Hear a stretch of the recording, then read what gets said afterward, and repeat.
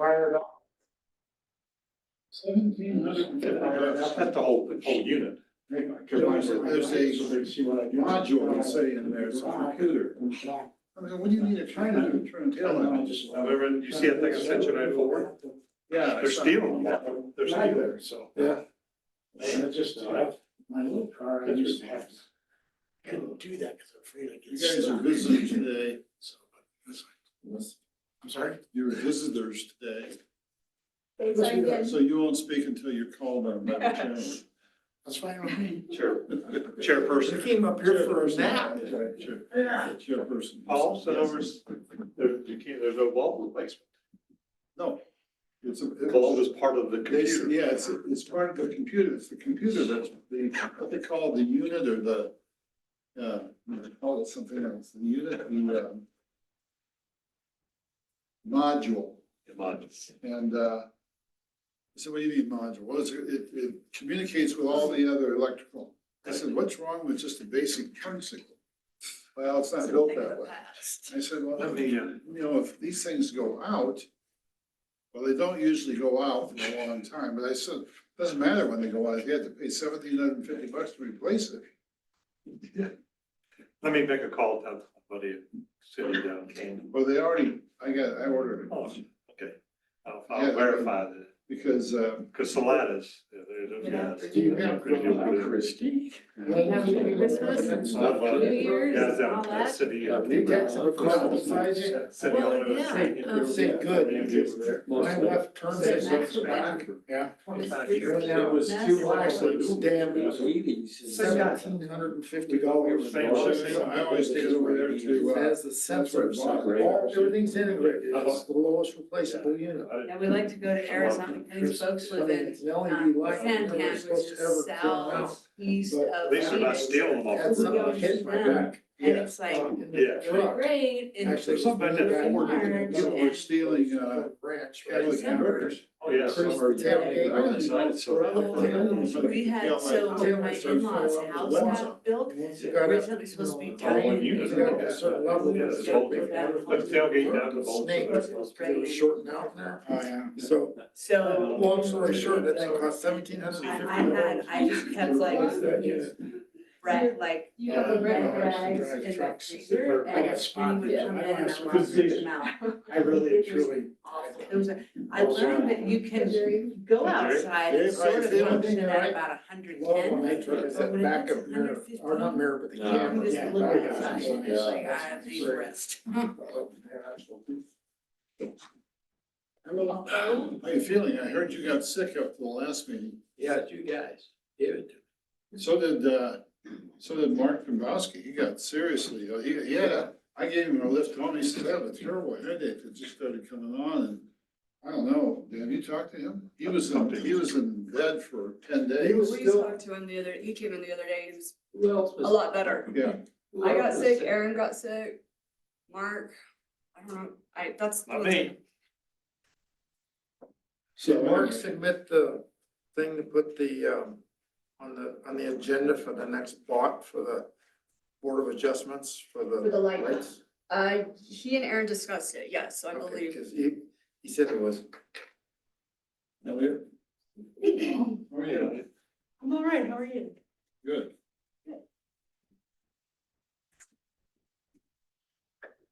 Happy New Year, everyone.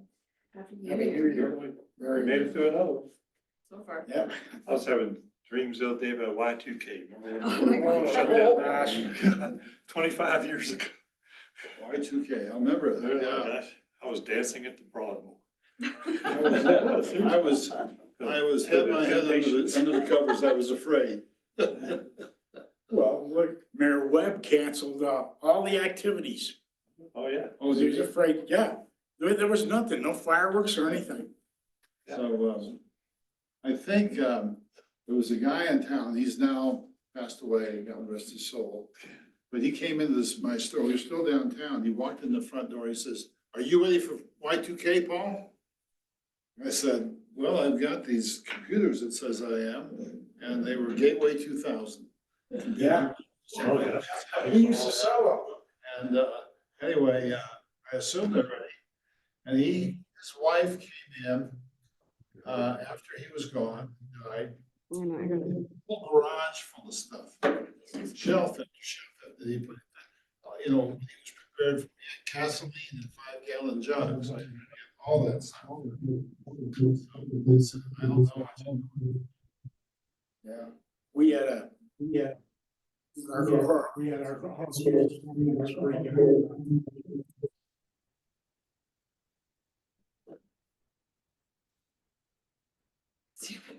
That's weird. You didn't run into your center. I know where to go.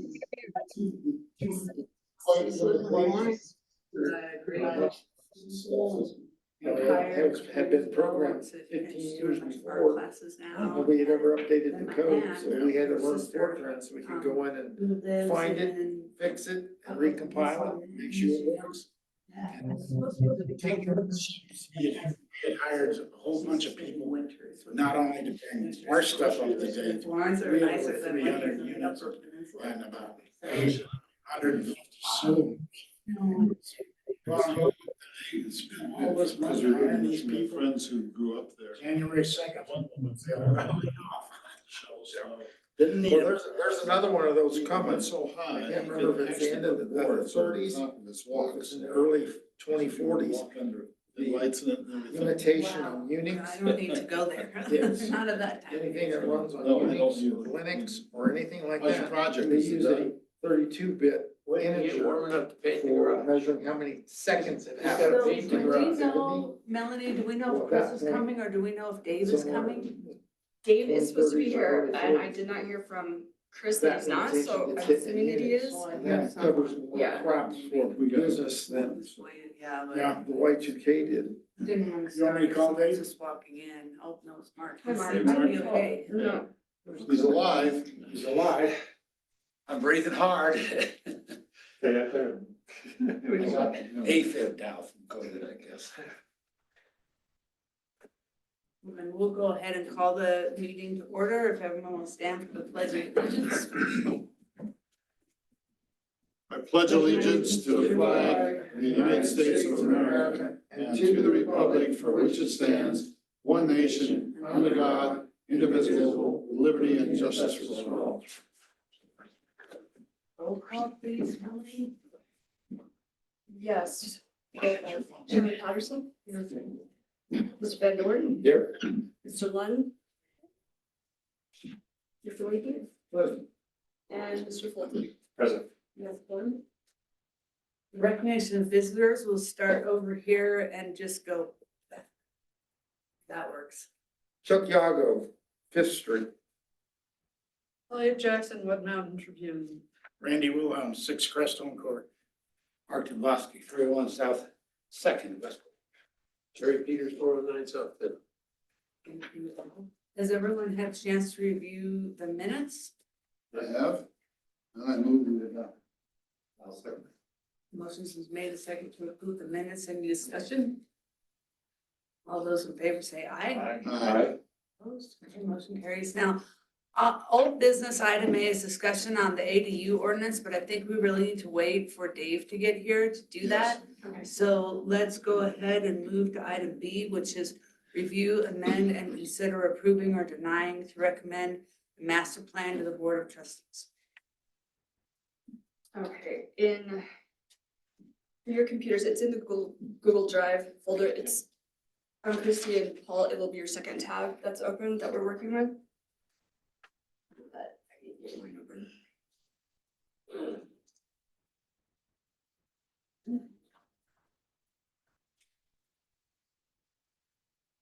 I've breezed through this. I don't see any, major, hiccups in the plan itself. We can always add to it as we go along. You've been more involved than me, Bob. And John? Yeah. So, what would you like to call, I'm sorry, you're chairman. Well, I don't have, shouldn't it be all of the changes and things be made until we would make a recommendation to the Board of Trustees. There's a lot of notes off on the, Right, those notes have been made since the last time we had the workshop, and so they're the ones that are in a different color. I didn't accept them or deny them until you all approve them. And then once they're accepted, I'll go back and just put in the formatting, and then we can send it to the board. so we want to go through these changes, but some of them I believe are just more grammatical and spelling things, but then there are some questions and. Some additions and some Yeah. deletions and Right, updates, yeah. so I would say let's just start at the top here. We're almost had a year on this thing, so. Which page are you on? The very first page that says vision. And then the comment starts with John's on the right, it says add south of I-70, west of I-25. I think there was like just a. Just a grammatical- clarification Yeah. on what that meant. And,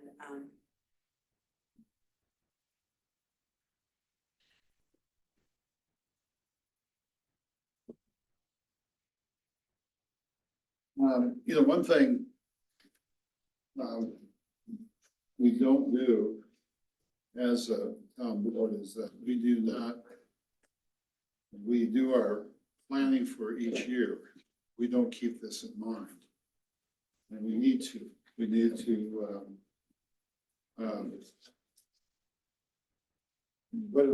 for example, I saw down later on here, trees, make it walkable and so forth. Hey, Dave. We're gonna do something with trees this year. It's supposed to be in the budget, but we should be taking off chunks of this every year to try to implement from a fiscal standpoint. Maybe, that's well, you weren't here that day, but we added this plan execution.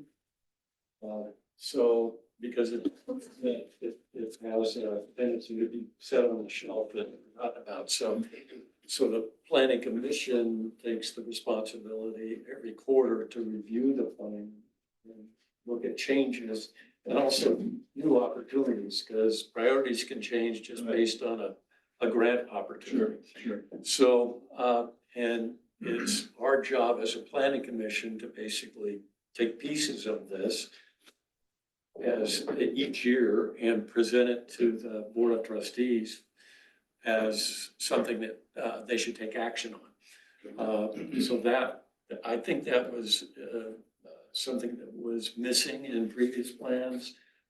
We thank Chris for bringing that up and getting it Implementation in. plan, yeah, execution, yeah. And we had also talked about the planning commission needing to take a more active role in presenting things to the town board or making recommendations to the town board before budget, so that it's not just like planning commission is just this group that kind of haphazardly meets once every whenever. This random group. Right, so we did talk extensively about really as a planning commission, really making sure that we're presenting short, mid and long-term goals to you Right. guys so that you can hopefully implement them or budget for them.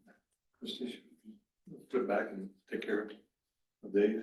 Yeah, sure, so we can put this on pause and then let's go ahead real quick. What?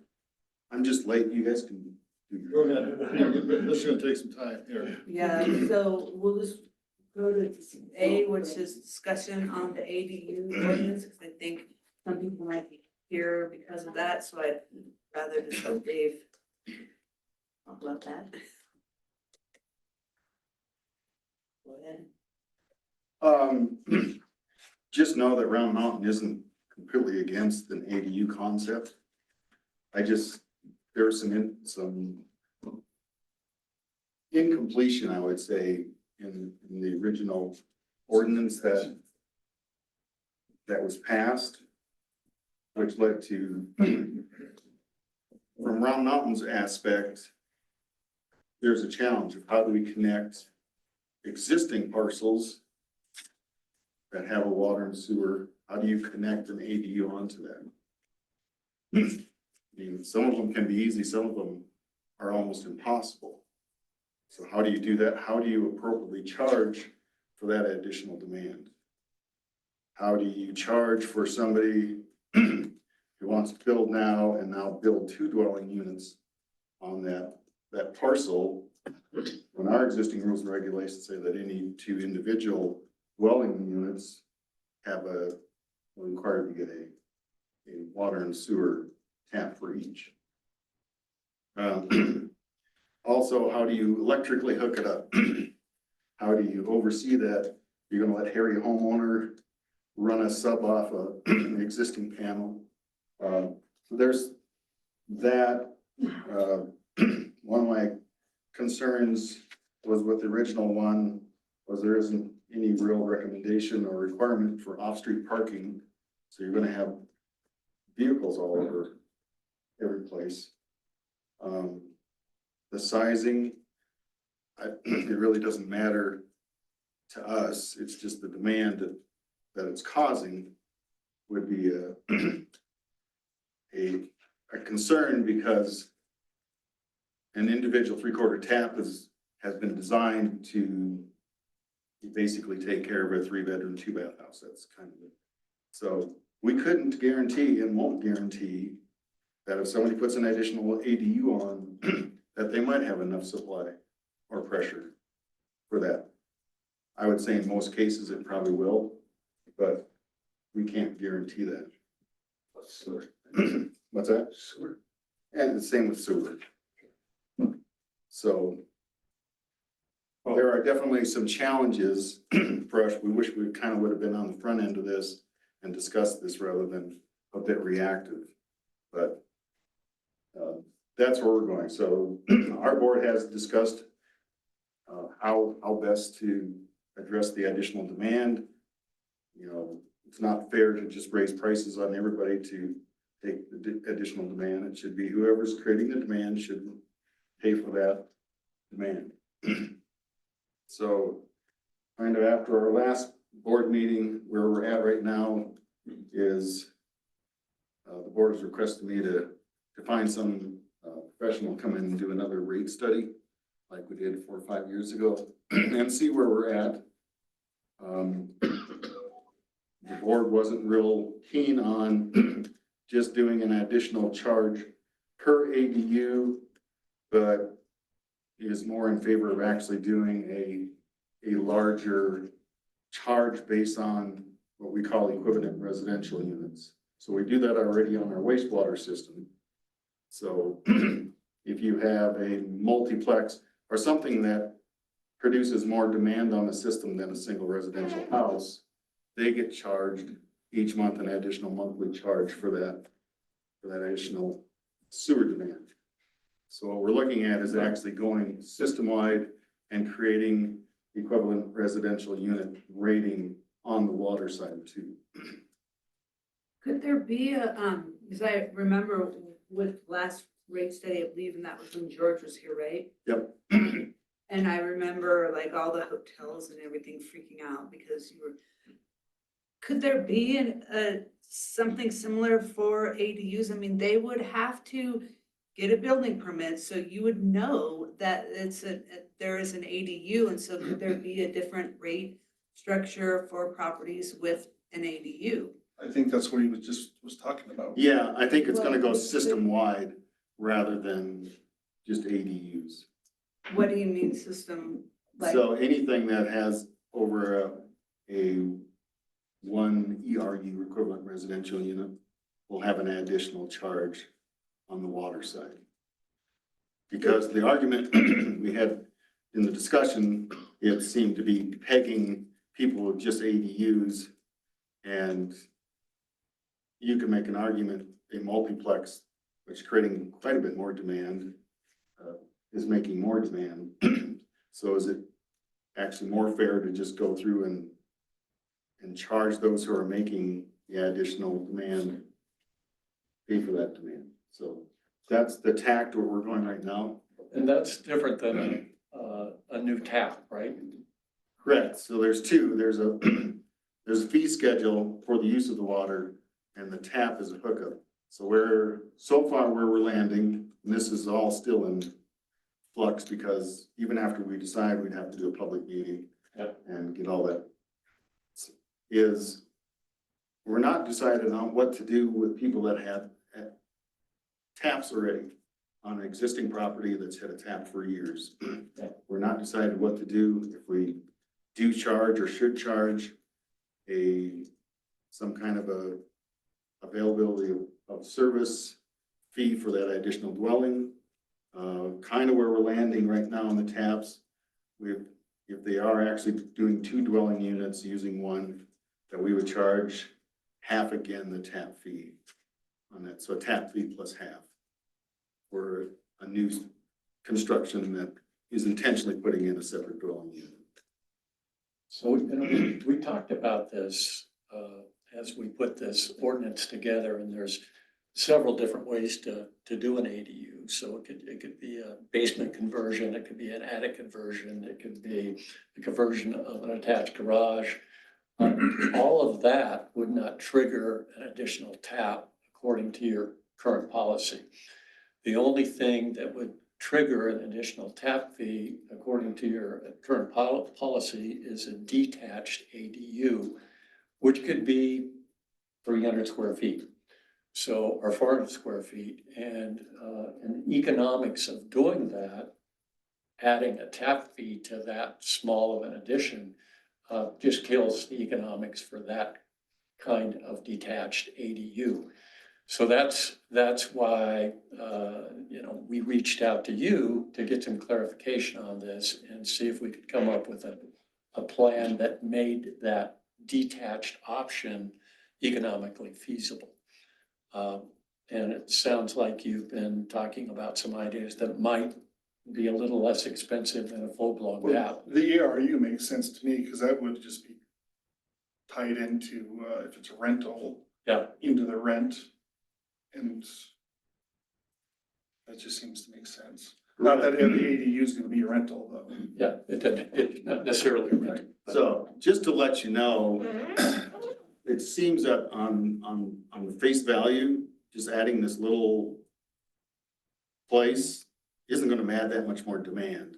So a lot of people, I've gotten several times where people have kind of pushed back on me and said, hey, you're allowing a 5-bedroom, 3-bath house with 1 equivalent residential unit.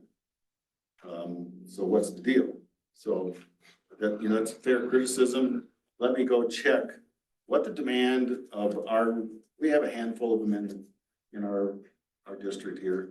What is the demand that they put on the system compared to a duplex that have 2 couples living on each side, or a couple that lives on each side? In every case, the couple on each side use more water than a bigger square footage, 5-bedroom, 3-bath house.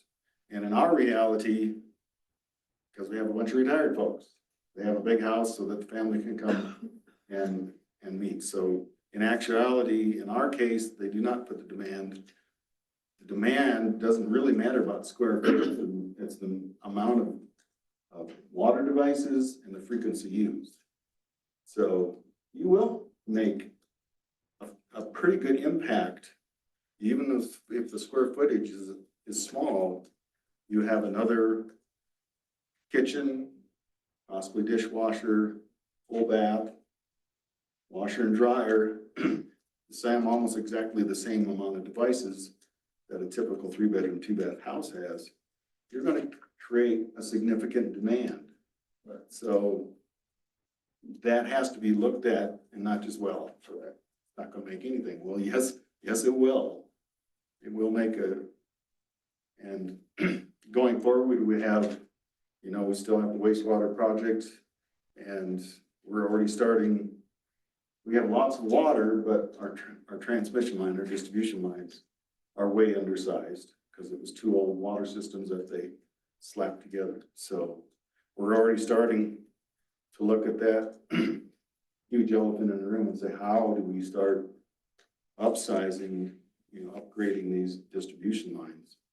So, and some of that, what we've been doing on tap fees is squirreling that money away so that when we get to that, we have money for matching grant funds and that. So when places are putting 2 dwelling units and 2 demands on there, I would make an argument that they need to pay for that new upgrade stuff to be able to actually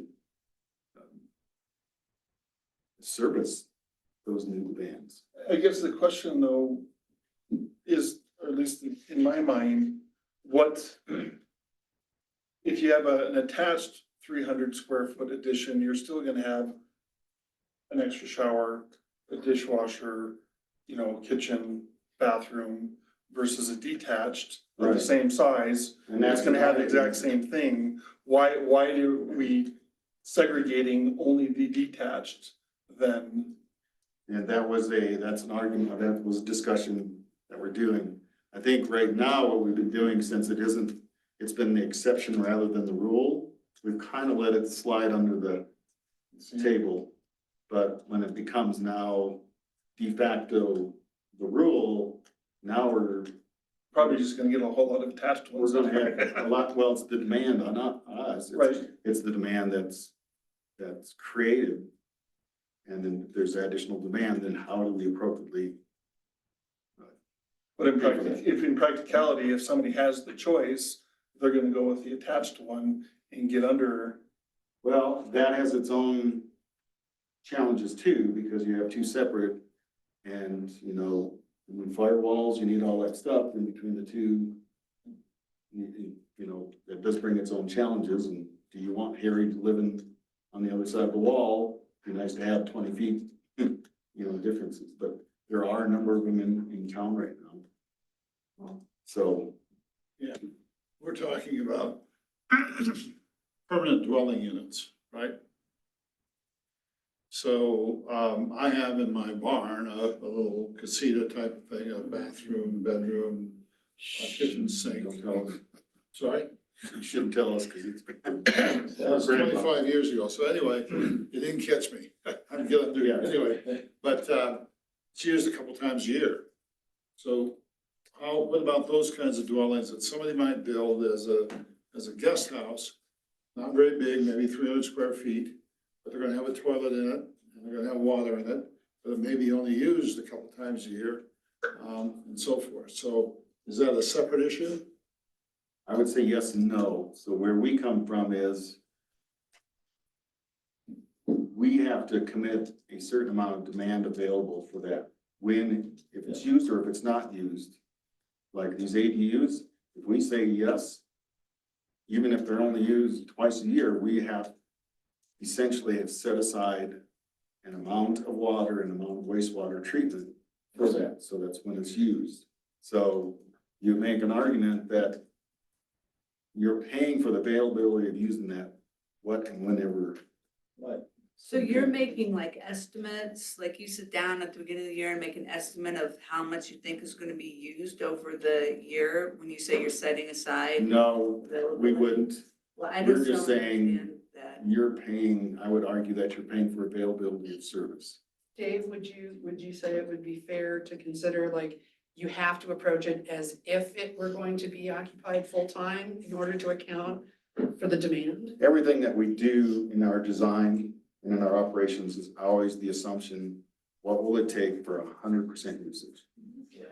No, that makes sense. What we need, I'm gonna speak for the chairman, but what we need is a defined policy statement from y'all, so we can then craft our ADU policy around that. Does that make sense? Yeah, it's just, So do you have that for us today, Dave? no, it's gonna be a system it's gonna be a while because the board has wanted us to do a rate study first to see where we are. Yeah. And see if our existing rate fees and tap structures are where they need to be. So that's to be done first, and then it's kind of hashing out how do we want to appropriately charge for this new reality that's coming forward. Mark, oh, Mark. Yeah. Mark Denboski, I am on both boards, and so Randy and I have filed documents with the Department of State that we don't represent, Round Mountain here. But one other thought on this, like Paul, your situation. Unless you assume 100% usage, somebody has to police whether it's being used or not. Who wants to do that? Meter it. But You don't have your own tap or a separate tap for it though, do you? Then you can't really meter it separate from your main dwelling. But Well, I I could- understand that, but I'm just, I mean, I think that, I don't know how you come up with that solution. If you're gonna run, put this. I think you leave it at 100%. Even if it's a permanent dwelling, you're not gonna have another meter. Well, but if you have another tap, you'd have another meter. Correct. But if, Yeah, we're not in the business of leasing private properties. Yeah, and I can say that with my house and then right next door, my apartments, originally when I bought the apartments, my bills were the exact same. The apartments in the house, and then George got that changed. And now my apartment bill, it fluctuates a lot more than my house bill. And I think it is based on, how many tenants I have over there or whatever. So that makes sense that you should be doing the same thing with I don't know how your system works or how you determine all that, but it makes sense to me, but we're just in a bind now because the planning commission had made the recommendation to approve the ordinance to the board of trustees. So now I need to ask the planning commission, should we then make a recommendation to undo that? I don't know how that needs to be handled because clearly we should not be moving forward with this until you guys get whatever figured out, but it would be nice to have a realistic timeline as to when that can happen. If you maintain the high tap fee though, that kind of kills it for the time being until it's figured out. Right, so just know there's a guy, 2 days after you passed this, I got a phone call. Said, hey, I'm building up in Shadow Ridge. We're gonna be putting 2 living units up here. I want you to put 2 meters on your line coming in. It's like, no, we don't do that. That will have to be you. And right now, our existing rules and regulations say that if they're 2 separate dwellings, which that's the plan, that you have to pay for that. So our ordinance is for this time, okay, it's just you guys, if someone comes, like that guy that called, you're gonna say, well, you have to buy another tap. Right. And so that Right kind now, of stops. I have to abide by existing rules and regulations. That's what they hire me to do, is to do that. Of course, he's not thrilled at all with that, but it's kind of like, in a way that you kind of let the genie out of the bottle, you're not gonna stuff it back in. So this is just gonna be kind of a messy until we come up with what Round Mountain believes. So, It's only messy for one version of an ADU. So an attached ADU is still fine for both our policy and your policy. Well, their current policy, but they don't like it either. But they don't, and you might change that on Right. us as well. But right now, if I do an attached ADU, I can use the existing tap and I don't have to get any changes or permissions from Round Mountain. I just go and yeah, do it. you're just assessed additional monthly fees. For use. Because So- we're using more water, I'm gonna pay bigger. Correct. Yeah. Christie. So David, so what this guy is asking for is basically off of the tap off the street, and he wants to Y it, and have 2 meters. He can do that if he pays for one meter for himself, correct? In essence, Right now, our existing rule and regulations, and like I said, the attached, it's kind of a gray area that we probably just let go too long because it's not real common that we've had it, but now it's gonna become common. So we will address that.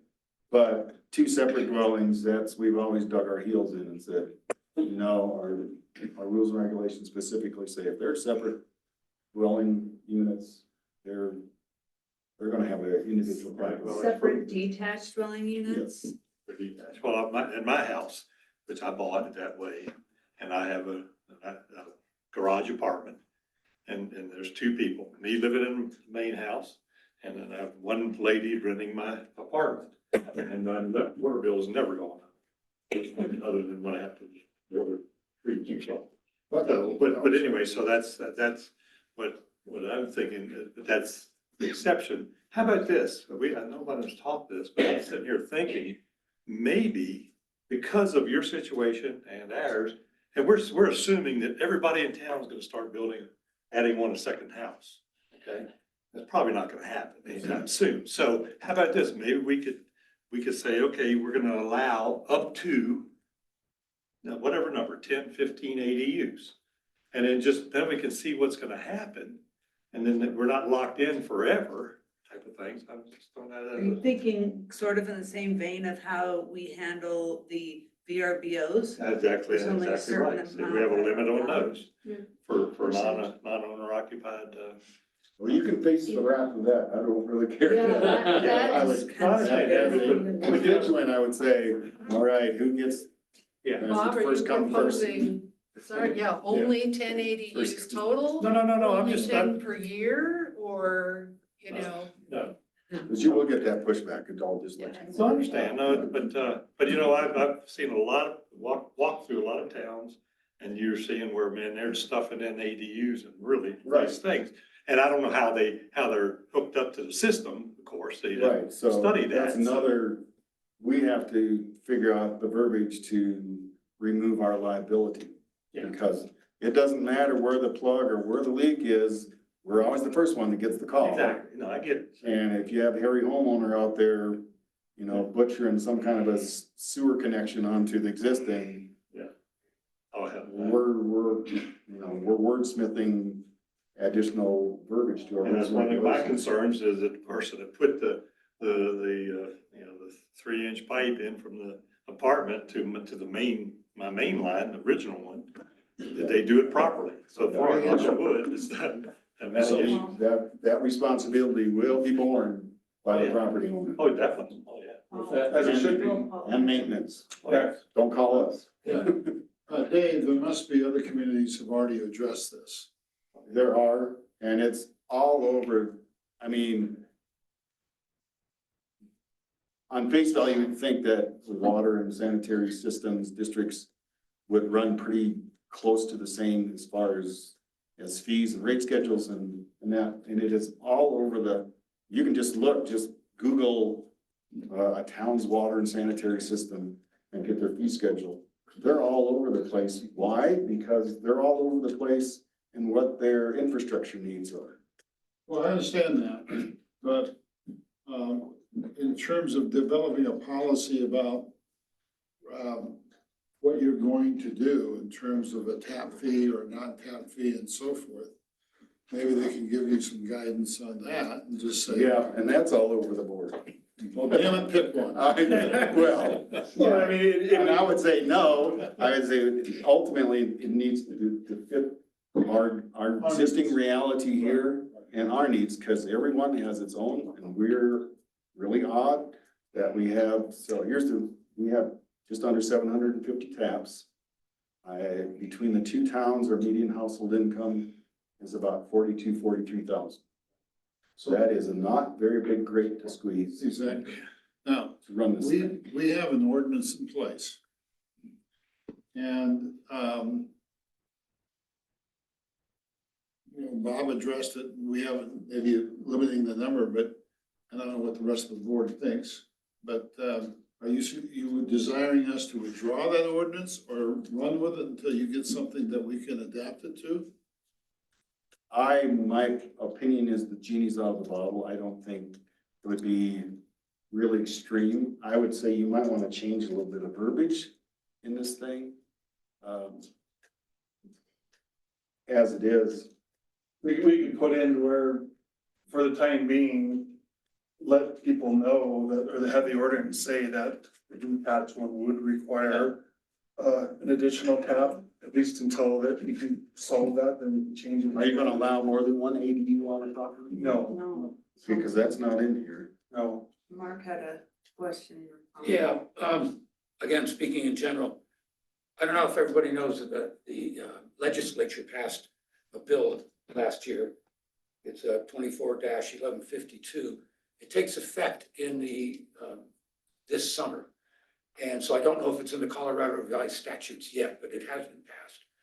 And it applies now to only the big metropolitan planning organizations. So the Springs area's got one, Denver, and so on. It simplifies and limits it simplifies the rules on ADUs, and it restrains local governments from making a lot of what the legislature, I guess, thinks is complications. And I don't know, I just discovered it and was trying to read it, that's why I was a little bit late. They say in the beginning that they applied it to the metropolitan planning organizations because that's where about 85 or 87% of the people live.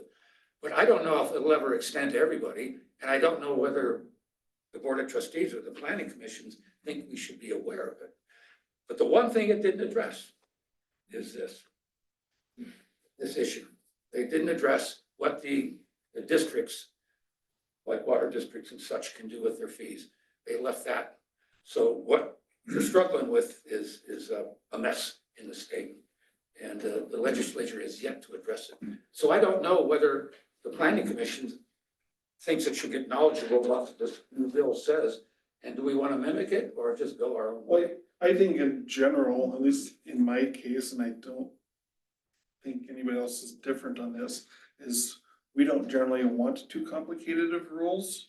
We're doing this to give people opportunity as opposed to try to restrict people. I mean, that's the goal. So overburdening people with rules anyway is kind of against our ethos. Our ordinance is pretty straightforward, and, It's lacking though. Yeah. Well, fair enough, but yeah, I mean, one dwelling or whatever, but there are not a lot of barriers to entry in that ordinance. The only barrier would be whatever Round Mountain comes with. If they say it's gonna be a full tap fee, that's gonna stop a lot of them, so. there aren't any artificial barriers. There are the barriers of just cost. Sure.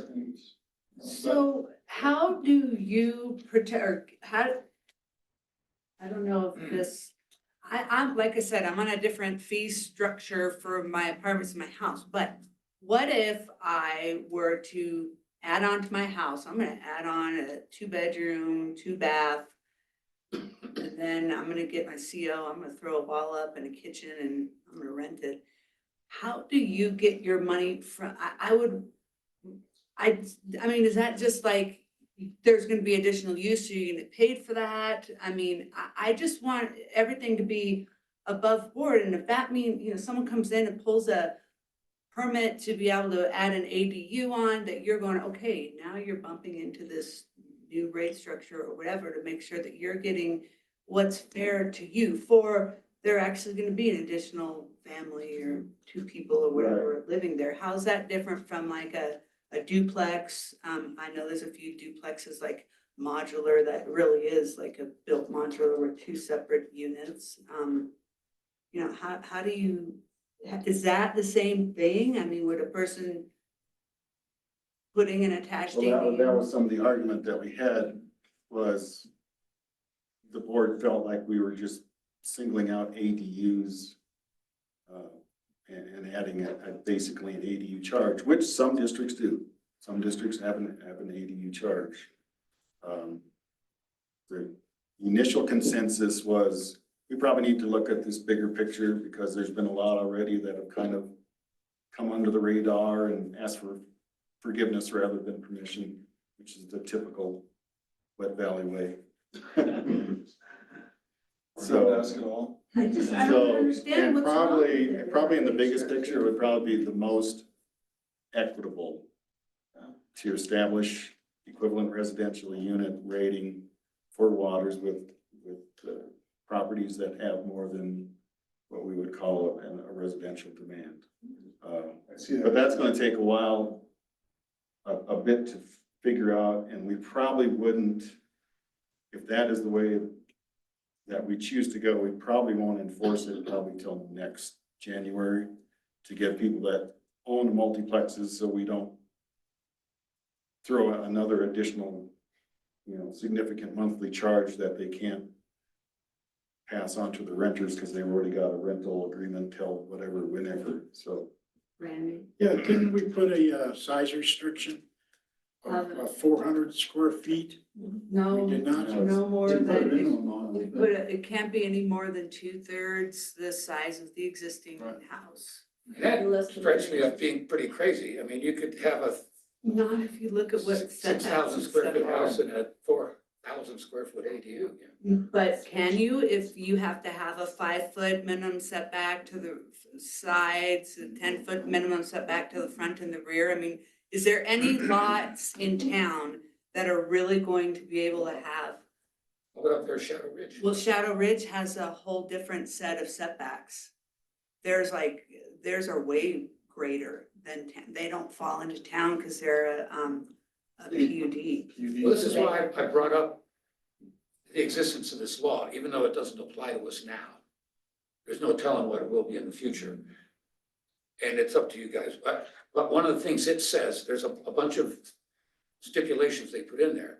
It says in the applicable areas right now, ADU setbacks are 5 feet everywhere, and they supersede any other local zoning or laws. Oh, wow. I love the state inserting themselves. I got a copy of that law. I should get it to you. Well, our setbacks are 5 feet on the sides and 10 feet, well, they wouldn't have a front because, it's gonna be in the rear of the dwelling. So what if in that case, because there are a few here that it doesn't make sense. If they would put it on, it's gonna be in the front because the house is either placed in the back or up in Shadow Ridge. That perfect world doesn't, in some places won't exist. So are you gonna say no, they can't put it in the back of the lot? And They Mark, can't park in the back of the lot? are you saying the state is saying, we don't care what your local laws are, we're superseding, and now we're telling you, that we know your setbacks are 10 feet, but now we're telling you they're 5? So basically, What the basically state what the, legislation says is municipalities are not allowed, basically ADUs are a use by right. You're not allowed to legislate against them locally. That's what the legislation says. I mean, as far as whatever the setbacks or something requirements are, I haven't read that deeply into it. All I know is that they're saying you can no longer use your local zoning laws to say, you can't put an ADU in.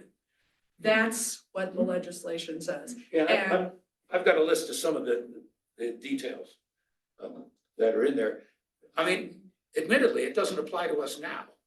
It only applies to the vast percentage of the population in these metropolitan planning organizations. They're called MPOs. But what the legislation will do as it plays out remains to be seen, which is why I brought it up.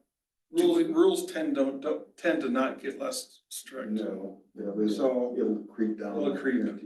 But at the end of the day, this still comes back to, we need to be working with our water district, our Electric too. everything to I mean- make, before we're creating rules like this, because we need to make sure that we're not causing a headache to you guys, Randy.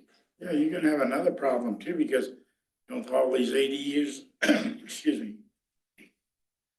have to meet the building codes that we have in place. Yes, they do. So now all of a sudden, I don't think somebody realizes you put up a 200 square foot, 300 square foot unit in the back, you could be talking $100,000.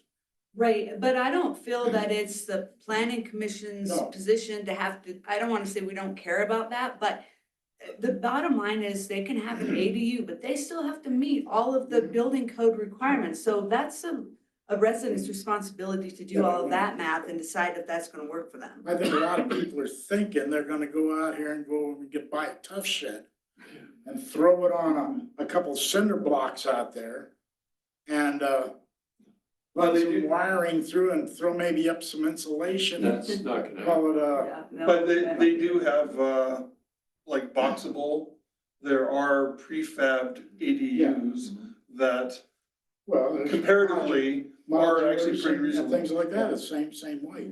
So, but you take a look at some of those things, they're $100,000, $150,000. Some of them are $40,000, you just have to put a Yeah, it's not foundation. there is nothing in the ordinance that would indicate that someone that is wanting to add an ADU is going to sidestep all of the building No, regs that are can't. already in place, so They're still gonna have to have a they have to pull a Right. permit, they have to, permit for electrical. Right, but what I'm saying is I think a lot of these people are thinking they're gonna throw something up over there and, spend $20,000 on it and make a fortune off of it. They can think that until it's time to do it, and then Yeah. they're gonna get. In trouble, Yeah. right? Well, just know, probably additional fees is probably, there's gonna be an adjustment to the tap for new. The discussion still out there is that the existing system, or existing parcel that has an attached tap set. There could very possibly be an additional, you could say a tap fee for somebody adding on to that. And then there will be an adjustment to our rating fee structure. I just don't know what that all's gonna look like yet. I'll share with y'all right now, I just pulled up where I didn't even know what an ADU was. Until I learned about it in Moab, I don't know how many years ago, but anyway, so in theirs, this is kind of interesting. If they do it for their ADU ordinance, if you do that, it's an additional to the water, this is water and sewer, $18.40 plus a $478 impact fee. Then you come down to the sewer, and if it's a 4-inch sewer that's already there, you got a $500 impact fee.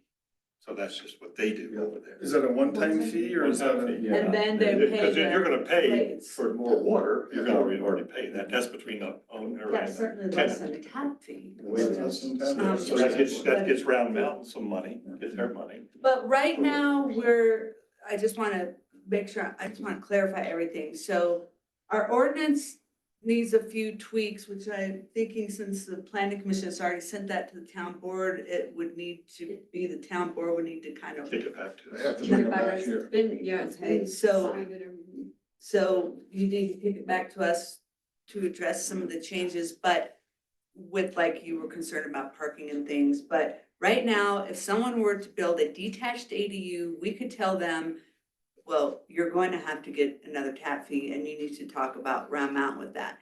They could build an attached ADU, but we could educate them in the way of telling them that, hey, Round Mountain's still working out some kinks with this. This is a new thing. However, you can be assured that in the next few years, you will see a significant rate increase on your property that has an ADU. Is that reasonable?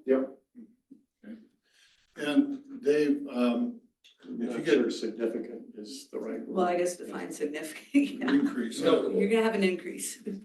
Dave, if you could give your suggested corrections to our current ordinance to Melanie, that would be helpful to us. Okay, And yeah. Mark, if you got any yourself, that you think, I think number of dwellings per lot, that's a good one. How many ADUs, just one? I think we only intended one, but if we didn't write it in, we didn't write it in. So, It's never intended.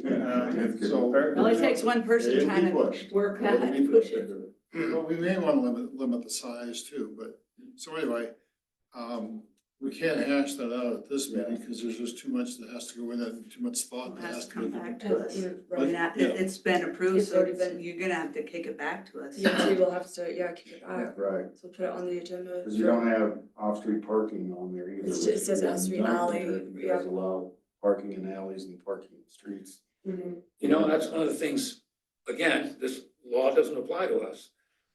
But it removes the ability of local governments to put parking restrictions. Excuse Believe me? it or not. What? The Colorado legislation removes the ability to have Locals to restrict. limits on that. Let's see, Well, we do not have, required off-street parking. But that's for those MPOs, that's in the bigger cities. Right. So far. we do. So far, yeah. Excuse me, we do have an ordinance that governs duplexes, et cetera, for parking. And we could hold anybody with an ADU to those standards. So you may have to have 2 spaces for every dwelling. Do you have to do that? I have on-street parking and On-street, that was, Grandfathered in. that was like done back in the 80s with Melporth and Rest of Soul. I'm sure it was crafty, but. So anyway, well, I mean, it's just, we do have something that we can look at to help us govern that already in place. So, I mean, it's a good point. If you're gonna have somebody in the back of your house with two cars, where are they gonna park them? Are they gonna have a driveway and a garage or whatever? That'd have to be a pretty big lot. I would say at least off-street parking for one vehicle, Right. or you're gonna wish you'd had. And is there anything in our ordinances that talks about off-street parking for anything? Because like I have a neighbor who doesn't have, I mean, he doesn't have a garage. There's no driveway, no nothing, and he parks all over the street. Every time I turn around, there's an added vehicle, and I don't think there's anything that says he can't do that, as long as it's permitted, you know, as long as he has There isn't, his license and insured. there's no ordinance that I'm aware So- of that governs where you can park a vehicle. I park behind my house. There's some clown across the street that had these big events, except all their parking for anybody. That's only for 3 hours. But they're on the diagonal.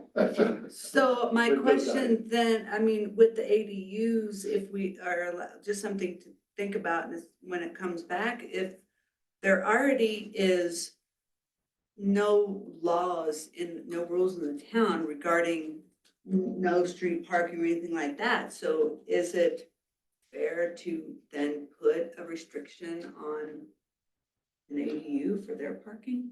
I think it could be argued, but I mean, we can talk about that, but.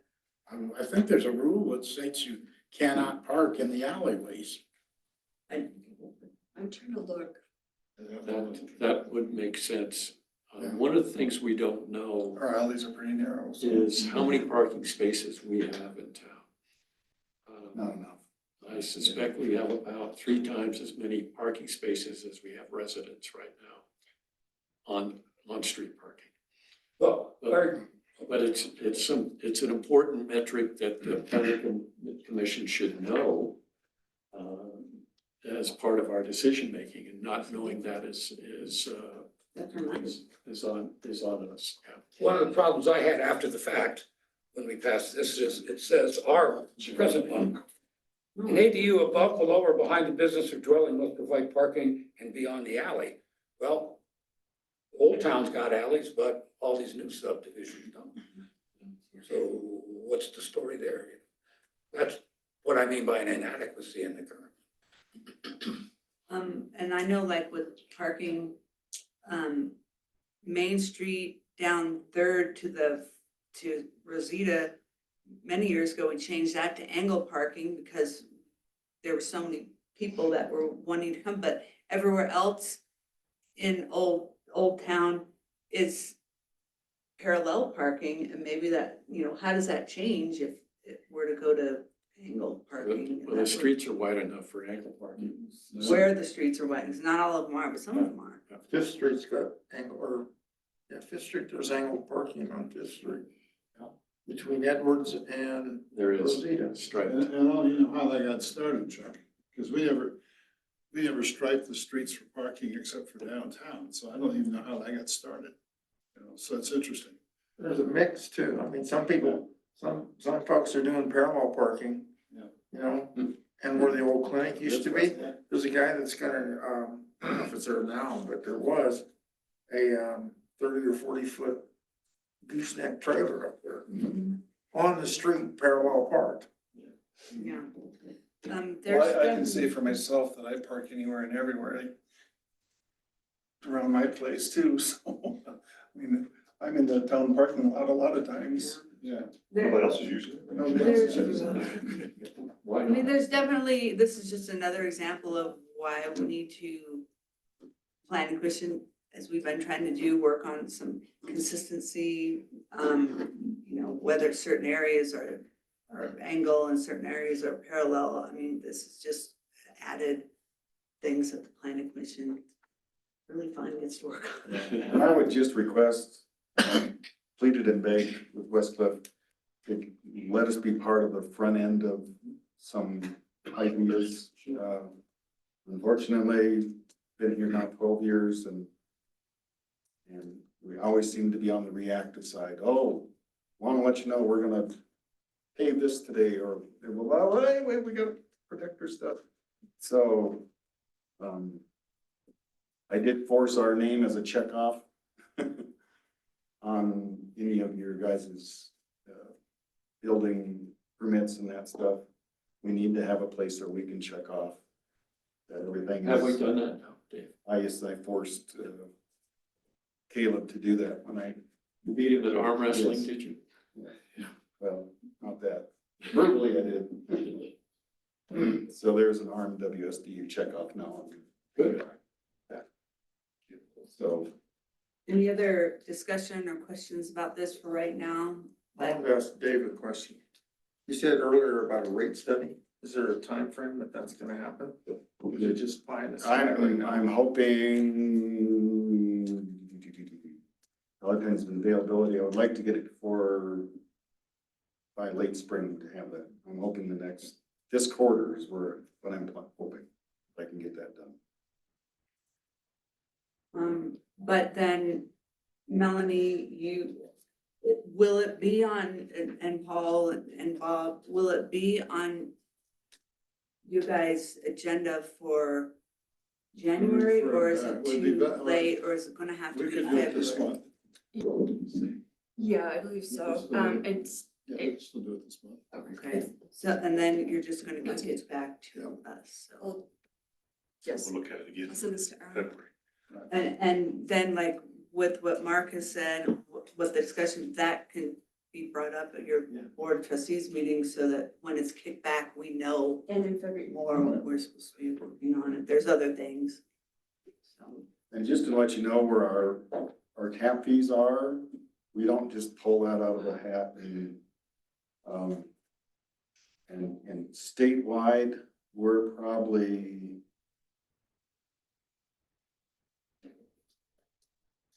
right below half of what typical tap fee is. So what happens is you get used to the tap fee and all of a sudden it changes, like what the heck you're doing. But if you look statewide, I mean, there's places outside of Colorado Springs, it's over $100,000. Yes. 20 grand to. Well, you mentioned the average annual income.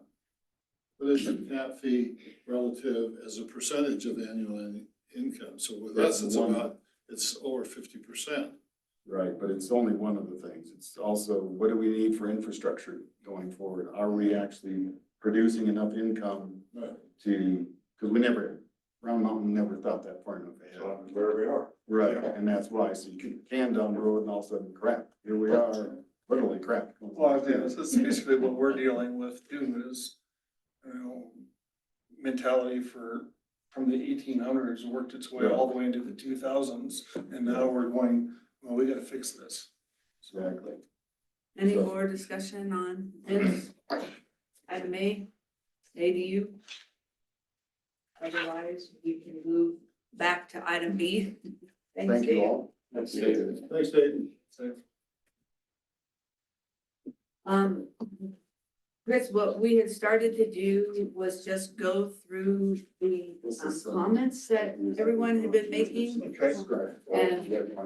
And I didn't get it really a lot of time to talk to it. I didn't even do that, so. You're talking about the Master plan? Yeah. There's one more change we need to make for sure. Where is that? Well, it's, let's see, I had it here and well, I kind of was thinking the best thing we could do before you go search around and find it is to start going through the Right down the comments list. on the right-hand side. We can just start at the beginning at vision. And I mean, I'm not seeing anything on this page that's, well, Bob had made a comment where is to, that? Because I don't have any comments on mine. They're highlighted and kind of, hammered. His- I don't his see look it here. different. Also, Oh, no, you need to come over here. oh, come on. See? I'm not very smart. I mean, I You didn't finally say. noticed, huh? We know, that's okay. So the comments, I think, Don's first three comments are mostly more grammatical and, just verbiage, aren't they? Or- And- Well, I wanted to move plan execution after core values, because vision, mission, and core values are usually a set. And then we talk about plan execution, which I think is extremely important. And I just made one addition to that, 2 or 3 paragraphs, just to say that it's the planning commission that is responsible.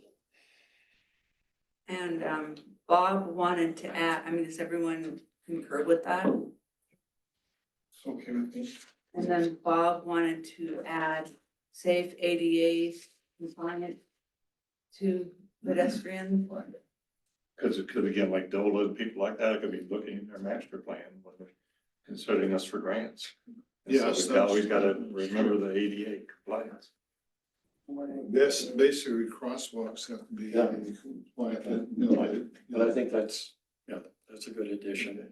Although, we were ADA compliant and then they changed it, we spent all that money with crosswalks and putting the handicap access there. They changed the size, so we had to redo them. There you go. Is everyone okay? And I hit a button and I didn't mean to, and I didn't mean to say, okay. It's okay. I'll just leave it, so it's fine. Are you okay coming down to the next comment to add and affordable in the fiscal responsibility? That is, I wish I could, can I click, I don't wanna click on the comment and then, If you just click on it and don't do anything, then you, oh, there it is, okay, I see. So you, around mountain water and sewer, you just wanna make it what they really are around mountain. Right, this Water and said sanitation. Round Mountain Sewer, and it should be Round Mountain Water and Sanitation District, so that was more like a sewer down. That's great. And then down on John's next comment was on the, where, under mission, it's the second bullet to add and affordable. Well, how do we define affordable? I would say that's, we're not gonna dictate or help Yeah, them we on can't. rates, right? I don't even think we really need it. that's their business. Right, I don't think we can, like, I appreciate what you're saying, but I don't think we can put that in there. It'd be different if it was the town's water district that was doing. What's your reasoning, John? It was just aspirational. We do have a say in it, with Round Mountain. We can have a conversation with her. So it's not like we're totally at their mercy. Except we have 2 members in here that might disagree with that, but I think they listen to us. Well, they should listen to constituents, yeah. And so, so when we say something like, it doesn't make any sense to have a tap fee for a 300 square foot detached ADU, that initiates a conversation that makes it affordable or moves in the direction of being more affordable. So I think, that's why I put it in there. And I think this is the prime word here is collaborate. Yeah. It's not dictate, it's not, so putting affordable into this, this is a collaboration, not a, so adding that In the eyes of. makes sense. Yeah, I mean, you can add it, but for some people it may be very affordable, for some people it may not, so you just. But if you don't have it, then there's, And we can discuss it, and Round Mountain can always say no. Right, So right. there's always that. So I'm okay with adding it in. I'm okay with it. And how about simplify it even further, is just say, provide. Get rid of ensure reliable and affordable, just say to provide water, sewer, and electric power infrastructure. So to collaborate with Black Hills Energy and the Round Mountain Water and Sanitation District to provide. Water, sewer, and electric power infrastructure. Well, wait a minute now. I don't like that. Um, Sorry. It's the developer's responsibility to do all of it. It's our responsibility to make sure everybody here in town has electric and water and sewer. Well, yes, of course. It's not just the new But I stuff. mean, yeah, It's just their responsibility to tie it into the system. We're still responsible with the adjacent services for that service as a whole. and setting policy around Intended policy around it. it. Okay. I feel we should leave it as it is, Add affordable or no? at affordable, yes. Best, not less, best of. I'm curious what that is. To preserve and honor, to preserve and honor the. Best of our historical heritage instead of the Wet Mountain Valley. Okay, John, that's yours. You wanna defend it? Do I want to defend it? I'm just, I think my point was, not all of our heritage is desirable.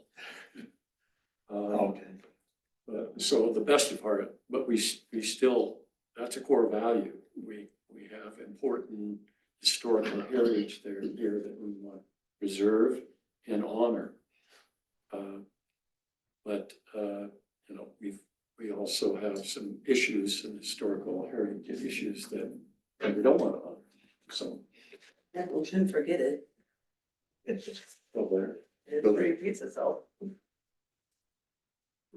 I'm fine with that. So you can't even get the- So if you- So, reduce the size, but still can be looking at my screen. Can do everything. I don't know, oh, I see, I know what it is, hold on, it's because this screen, so. Not my fault. this Sure. screen- Sure. It's not my fault this time. So I can't get the. I just have to, we have to reduce the whole size of, It's,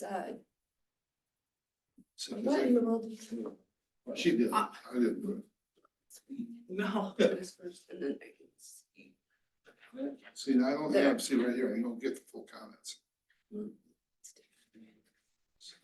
Expand it, maybe, well, there you go. All right. Well, why didn't you just do that if you know so All much? right, well, not married, not married. Jeez. Okay. Okay, You change it, it's changing my screen too. yeah, my screen just. Yeah, it is. Did it really? Yeah, I'm trying to change it back to where it was. Oh, no. That's okay. I just won't touch it it's just anymore. weird. Well, it's because we're working on it all collaboratively, I so, think we're collaborating. See, this shrunk up the other screen down, but well, you can pull it. I don't know if you can have it both ways. It's either maximized or not stuck to that. affected as well. So is everyone okay with John's change of the? What is it? I lost it. Of Oh my the gosh, this Best is- of our historical.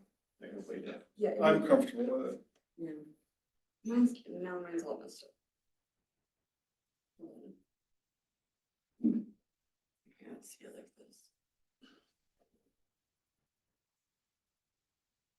Wow, got that. Okay, there. Whoever did that Yeah, worked. Now Okay. I'm back, yeah. Thank you for bringing us back. Is everybody okay? Yeah, there it is. Okay, So we shouldn't, Alright, we now I'm gonna shouldn't, figure out where. because we're we are. competing with you if we're sliding. Yeah, I get you, because, okay. See, Melanie's the only one that can scroll. Don't, Okay. no. If I scroll, it will scroll for you? Yeah. Okay. No. Well, but she's not scrolling yet. Scroll down, so. Scroll really, It's not doing it for you? it's not doing it for me, no. Yeah, it's not doing it for you. Okay, it should just be doing it on the screen. Okay, mine. So on the next comment is under core values. Are we keeping best of historical? I'm sorry. Yes. Okay. And this is, the next comment is still under that. It's the fifth bullet or the fourth bullet. Replace integrity with responsibility, foster a town government that is responsible to citizens' needs, practices fiscal integrity or fiscal responsibility, ensures sound and effective management, and maintains a clear vision for the future. Could we add in there fiduciary responsibility as well? Fiscal and fiduciary, they're different. Well, the board has a fiduciary responsibility already in place. I don't know that we need to beat it again, but we Okay. can put it in there if you'd like. Or, I mean, it could, that's fine, we can just leave it, fiscal practices. Fiduciary responsibility includes fiscal, Yes. so if anything, I'd say change that to fiduciary, but. It's whatever you guys think.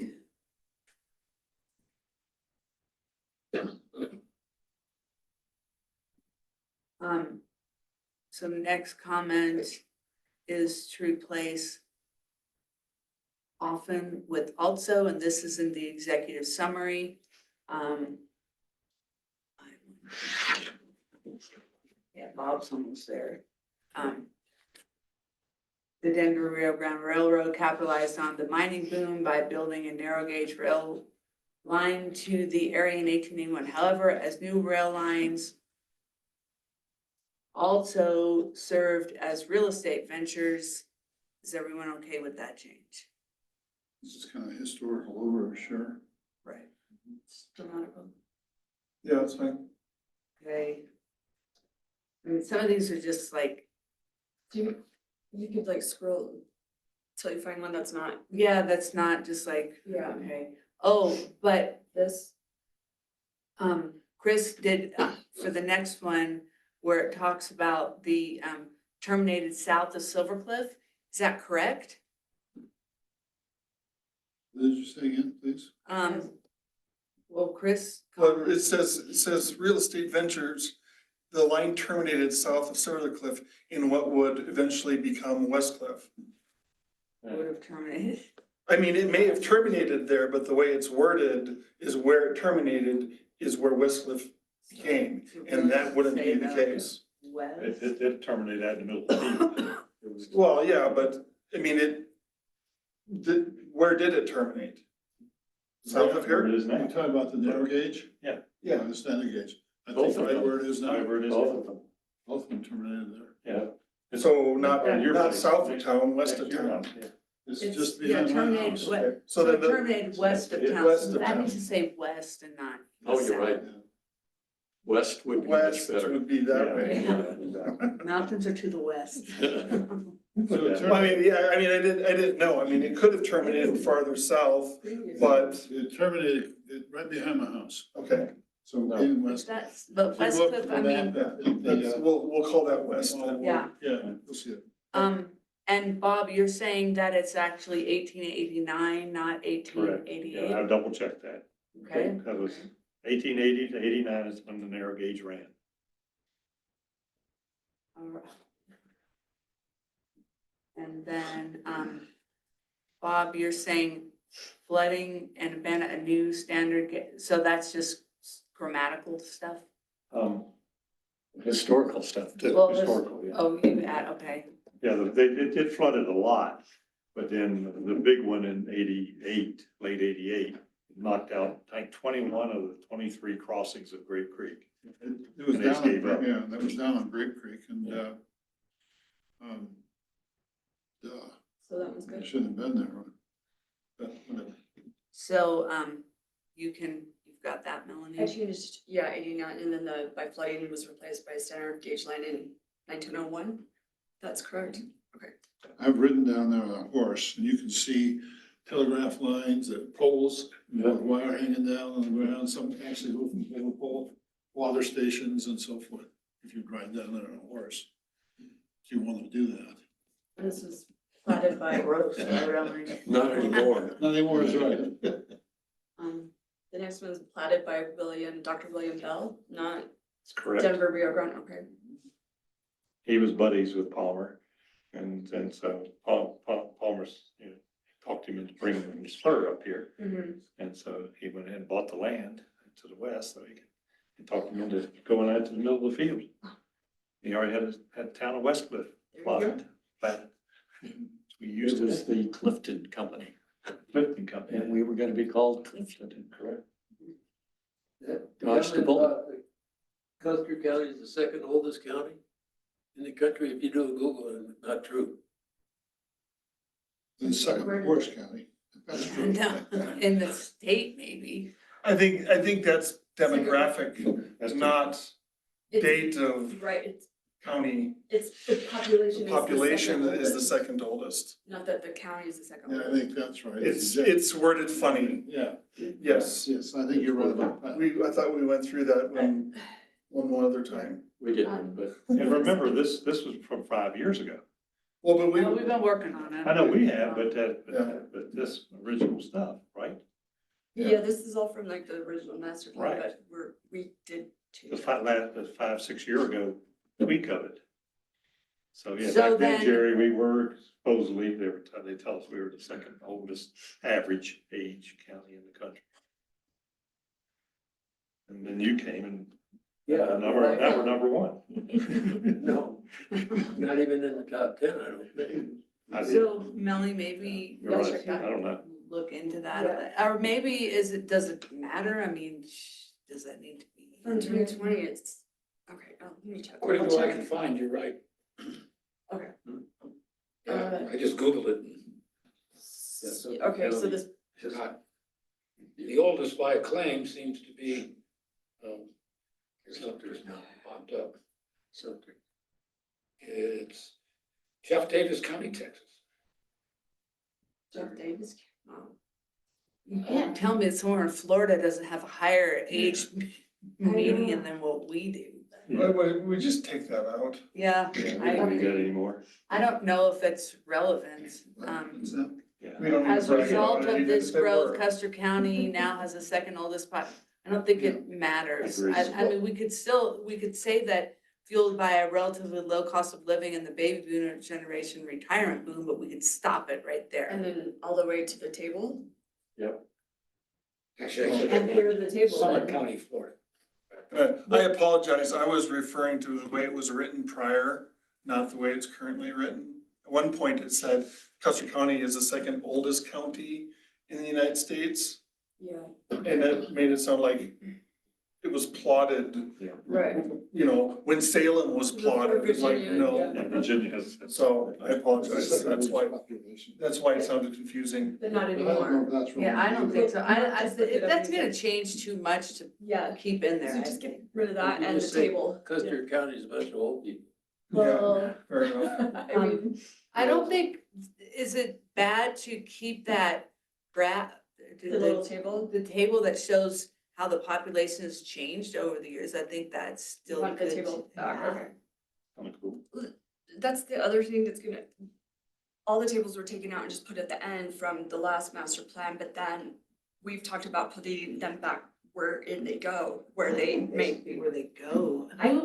So Kathy didn't, according to my resources, it was done because of how Word documents are set up, so when you try to add in a table or a picture or whatever, if you don't know what you're doing, it will just mess up all the text. I know that. However, I do know how to do this, so if we want them where they are, I need to know where to put them. I think they need to go where they're supposed to go, and I think that word has evolved a lot since this was first done, and so maybe that's not quite the issue that it used to be. I agree, yeah, I know, Changes to that. I do know how to do that. Add in.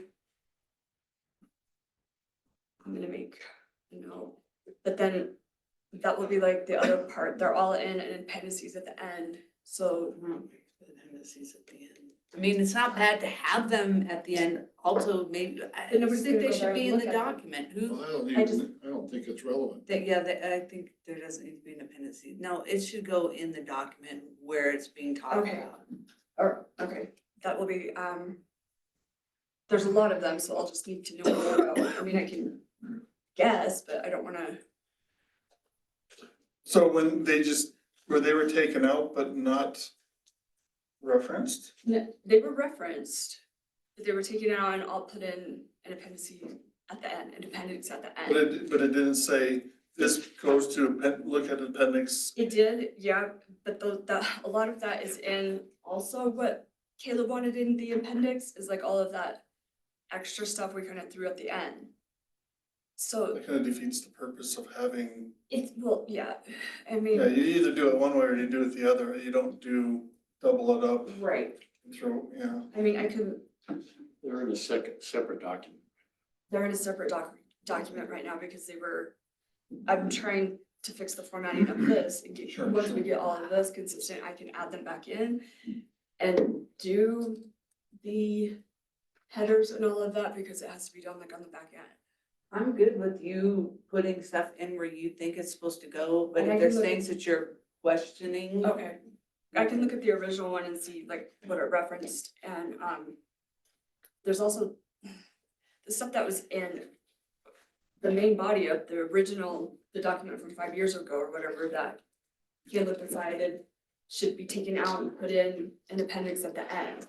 That's all down there now too. So a lot of those tables were in that part. We kind of just stopped it after we made our goals and our whatever that we did last That time. was the right thing, because a You think lot of that- that stuff like the It's- soil composition and the Yeah. geology of the area. It's not part of the That's- plan. yeah, It's not part of the plan, right, but some of those tables. Additional information. Yeah, so it Okay. belongs in the appendix Okay. and not as part of the plan. Okay. So you can So- refer to it, so. Any tables that would have gone there will go in that appendix. So this particular table here, I think one thing that will be missing if someone's just looking at it, you see a deep dive in population from the census in 2010 to 2020. A lot of that is due to so many homes becoming second homes. So the population really didn't change, but the seasonal population increased and the full-time population decreased, which is certainly impactful to the town and probably bid up the price of real estate. But there's a whole story behind the numbers that is not presented or obvious from the table. I was wondering about Is that. there any way to add an additional table that shows seasonal, We know what that is. Like, because I've always been told that our population, the statistic I used to hear was year round, we had about 3,500 people and we boomed to 7,000 in the summer. I know what happens to my business starting about April 1st. would that be? I don't know where we can find that information. But Do you those are know? all cabin people, we call them. I have a pretty good handle on the number of our seasonal population from two different data sets. So there's one data set, the government that happens with the census, and then another data set, and I'm remembering the name of the company that does that right now. ESRI, ESRI, Environmental Science Research Institute. But they take their data in July, so the difference between those two is the seasonal population. I think it would be nice Including the to housing needs assessment, that might be something that comes out in that, Yeah. Yeah. It didn't come out in the last it didn't. I think it would be nice to have that there and as a reference Yeah. where the Yeah. data comes from. In the year 2000, the Colorado Springs had an article about population growth for the next 20 years in Colorado. They said it would occur in 4 different places. One was Highway 24 out toward east of Colorado Springs, that's happening. Out toward DIA, that's happening. I think it was Denver toward Fort Collins. It really happened. And that's happening. The other one they named, the last one they named, the White Mountain Valley. That's not happening. Well, it was 1,700 people when we moved here in 1995. What is it now? How many It's over- people were here when you moved here? In the county, 1,750 people. Yeah, I think now it's up to 3,500. I That's think just it's off the more top like of my head. 5,000. Really five. So the point of it is that people are moving here, they're just not moving into town. They're moving out into the hills.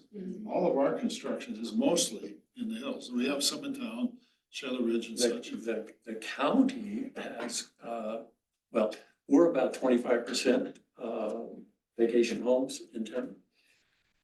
And the county is closer to 50%. So they've got an even bigger seasonal population. But also what's driven that has been baby boom retirees coming in and moving their equity and paying cash or building from scratch. And we're gonna start dying or leaving the valley because we can't Breathe. live at altitude. Well, that's. And so one of the charts I added on that other document shows a deep dive in population coming at us towards the end of this decade, maybe a little sooner than that. This one? So the question is, we're depending on Gen X, the baby bust generation, buying the baby boomers' homes. I already got my place. I know, I'm, You are a Gen Xer, aren't you? as am I. Yeah. You are too. Yeah. I've got my own too. Paul and I are actually too old to be a Yeah, boomer. I gotta go, sorry.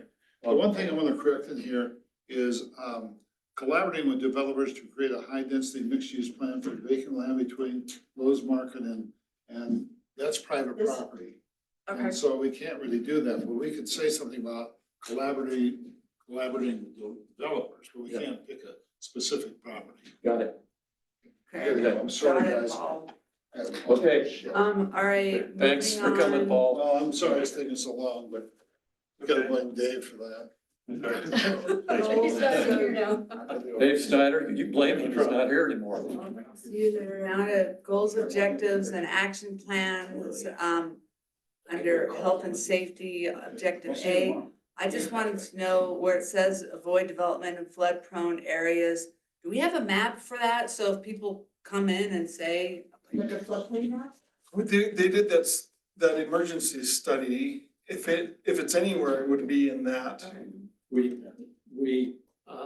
have a preliminary map for that. So the Colorado Water Control Board has FEMA money, and they came in and have been working with Caleb on a map of where the flood is. It's very similar to what we've seen before, Bob, same spots. Sure. And, but they were going to do an upgraded version of that got into more detail. So what exists right now is a map that shows where the flood zones are, but they were gonna do a 100-year and a 500-year flood maps for us. I'll look for the emails, I think. I might have something, because I was on the email CC list, so I may have something. What I would like to see done with that is that map put in with this map as a layer, Yes, and then, so absolutely. we should document everything in a single location instead of having to hunt for, and if you need that assembled, I can assemble it. Okay. I just need the information to I put it was in. gonna say, I don't know how that's done. The other thing is, this map isn't, I mean, it's not completely current. No, that is not. The Okay. file is, I gave, an updated file to Caleb, and he's done stuff with it since I gave it to him. So I don't even know where that's, what state it's in. Okay, I'll try to look for that. If I can get a copy of that, and if I can get a map and any other map, water map would be great, put that in there. Well, I'm good leaving that in there as long as we're gonna have a documentation somewhere to be able to show people. I agree, but again, we should have a singular location for Right. anything that's map related. Item 2, I didn't know if it should say commercial development, because when it talks about accessibility, I don't think you can dictate a private residence making their property accessible. You're correct. So that needs to be commercial. So it just needs to be all future commercial development. Wait, I'm sorry.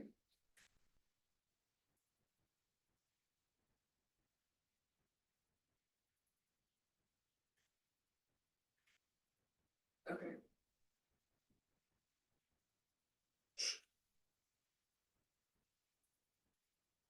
Open up.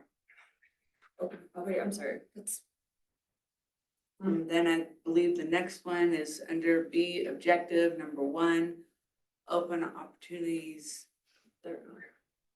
So Bob, you're saying it's to say, be open to opportunities for expansion in agricultural zones while preserving views and community boundaries? Is that what you were wanting to say there? Yeah. Yeah, basically, that's all coming from the 3 mile plan. If we, once that happens, if it does down the road, then the only place we can go is into agricultural land. Okay, and that's, that's, Is that to the west or south or wherever, but it's within 3 miles of Yeah. maximum you can go, basically annex, I guess. Yeah. So of course, it could be north, it's gonna be, that's the logical place. Be open Go to east. opportunities. But but if we went south, that's already developed and, Okay, so be open to that. That makes sense. I just didn't know, is it's supposed to be a conservation easement or conservation easements? I didn't know how that needs to be worded. Or is that correct? Acquiring these parcels for conservation easement with Colorado. The one you're talking about there. Bluff Park and Gray Creek as agriculture. So you're talking about the, Ponds. well, not where the ponds used to be. Yeah. But, that's private property. Now, that's why we're saying if they become available for sale, we should consider acquiring them. That was a big to-do in some of our earlier meetings, Yeah, and that was the compromise at the time. Yeah. We put in exactly. for if available. It's written that we go after that. Everybody over here By the buy. way, most of that land is in the flood zone. That land flooded in 1911 and in 1966. All along Grape Creek. Yeah. It's flooded since I've been here. But Mark, you're saying that number 2 is written in a way that when the citizens came and were upset about that, they were okay with that? Yeah, Okay, then I think we should leave. that was, yeah, they came and yelled at us 3 times. and I it- didn't go. my It name's was Coleman and nephew. his nephew and one other. But this specific language, they were okay with. This was the language that Okay. resulted from those Yeah. issues. Okay. Yeah. They So, didn't realize it had been compromised. Yeah. With those people. Yeah. On that wordage. It was a compromise. They were afraid we were gonna do some sort of eminent domain deal. Right, so, Which down is why there, we said if they become available. Okay. right. It's up to them, basically. They were afraid of eminent domain for that and for the trail to go all the way up to Hermit. yeah. They were real happy with that one. Under G, objective number 7, there were some, Bob had some things there.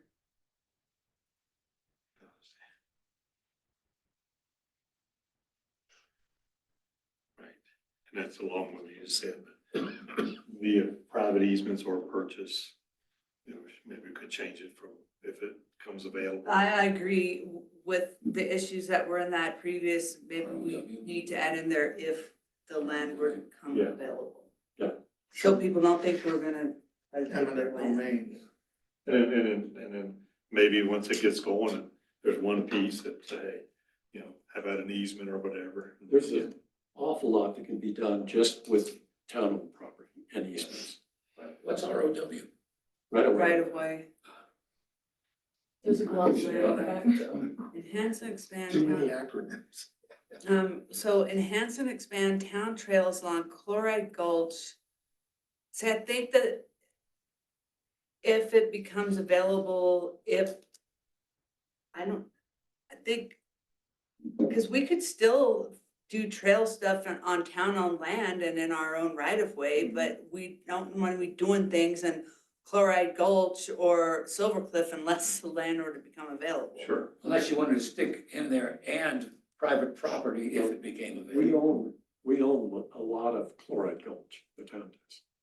So, okay, but I agree with what Mark just said, and private property if it were to become available. Right. Just I think agree that's a that it good- needs to be clear just that a we're not hedge. taking people's ground. Yeah. Maybe your ground.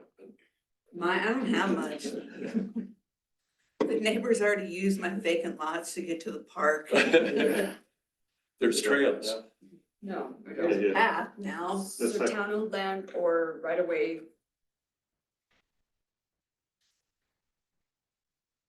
And private land if it became available. Okay. And that could even include an easement. Available You can easement. just purchase an easement. Available covers either purchase or easement. Right, okay. So that's good. I think that's good. Get rid of that. Well, I see you're getting rid of those. Check them out. Oh, good. That's where The they're going. next one is under number 2, economic development objective.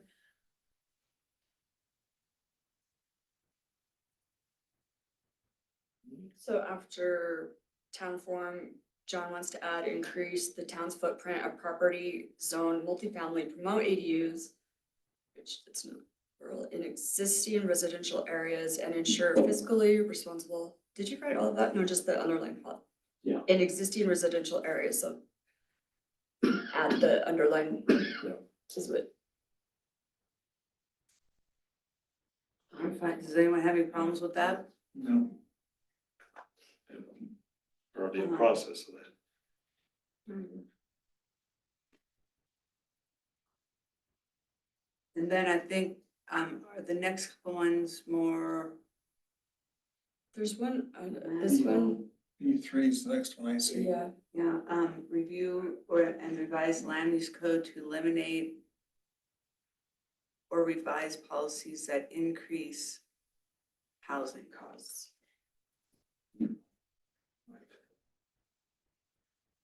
I think that's reasonable. The next one is, oh, that was that part, so we got that. Yeah, it was add cost sentence. That one sentence.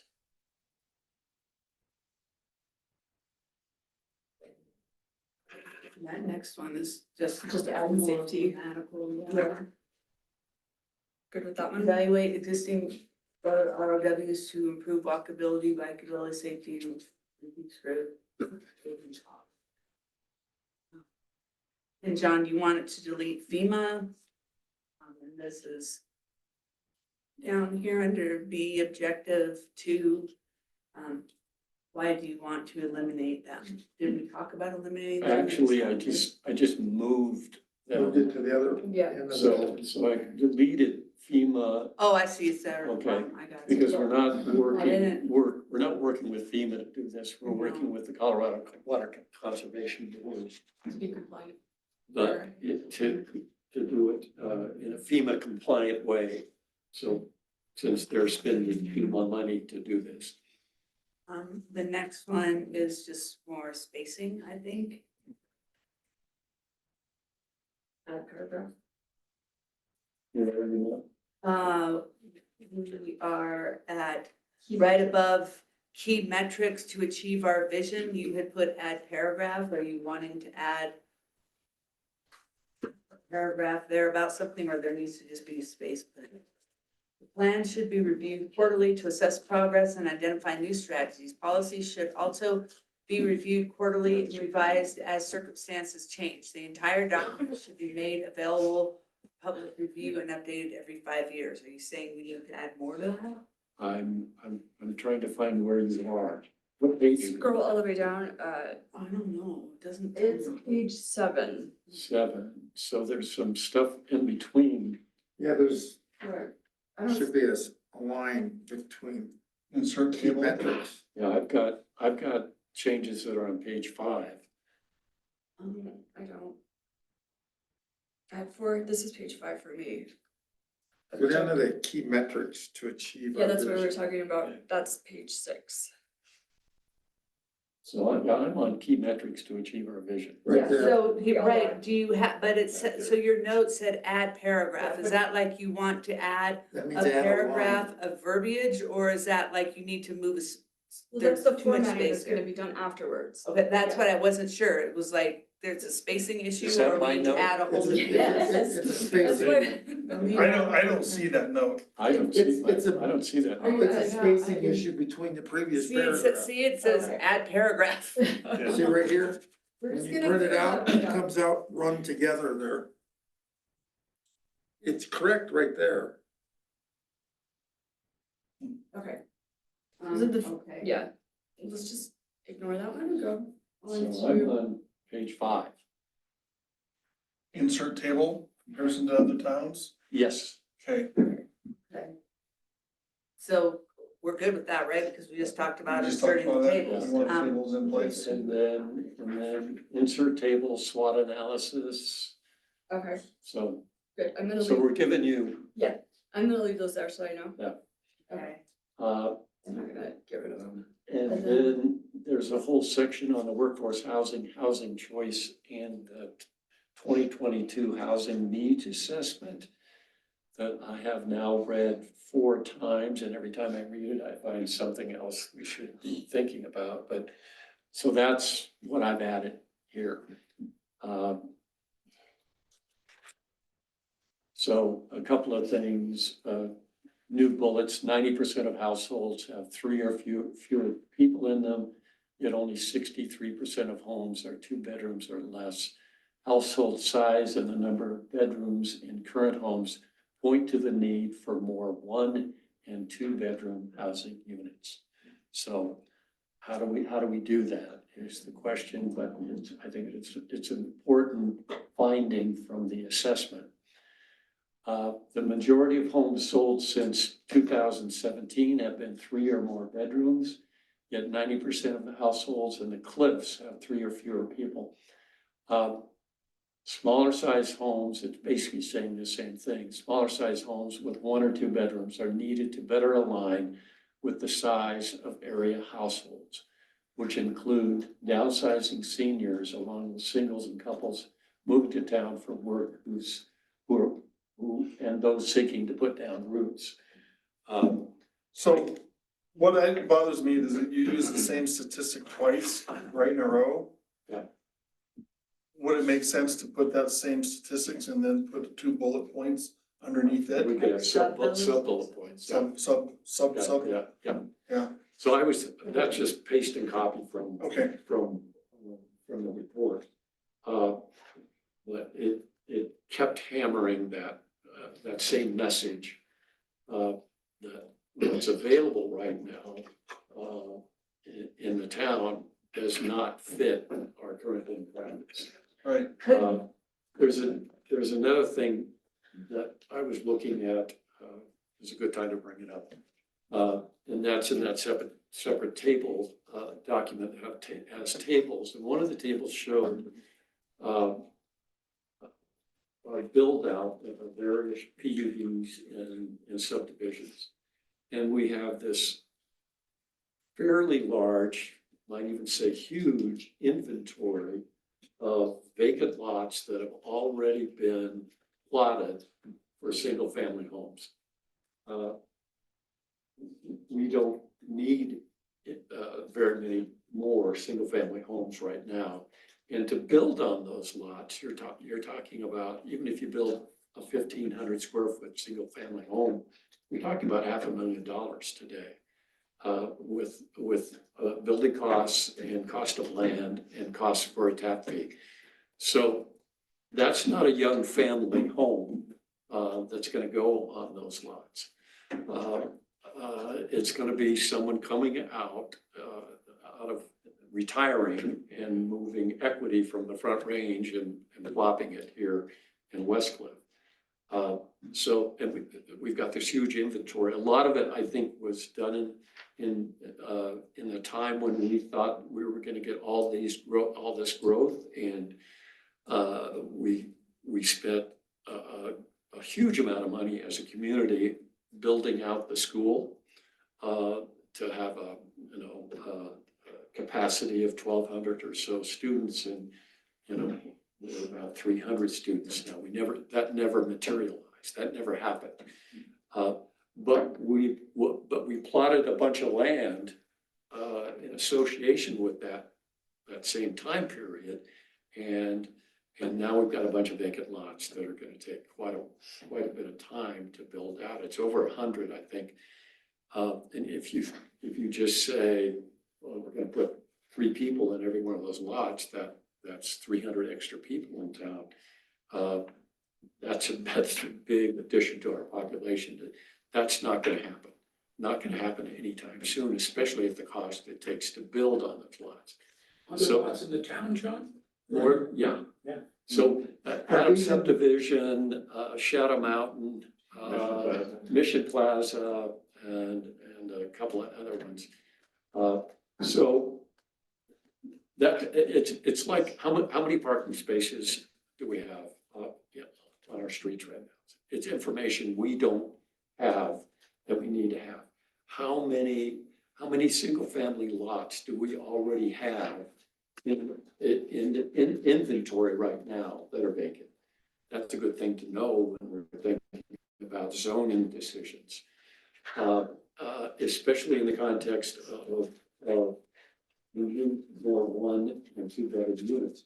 How do we do that? We're not going to get them on those existing vacant lots. We're going to have to find places to rezone as multifamily to fill that need. And so that's a question. If we do that though, like on those vacant lots. Yeah. We don't have any control over anything that's in a PUD. We don't, in fact, in a if it's a subdivision like Old Westcliff, our zoning says we can build a duplex on it. But in a PUD, that's not allowed. It's like But it- existing. Yeah, and then any of the other ones though, that are outside of the PUD, if we're gonna go for lot to lot zoning. Yeah. We really would have to, contact the existing owner and say, hey, is this cool?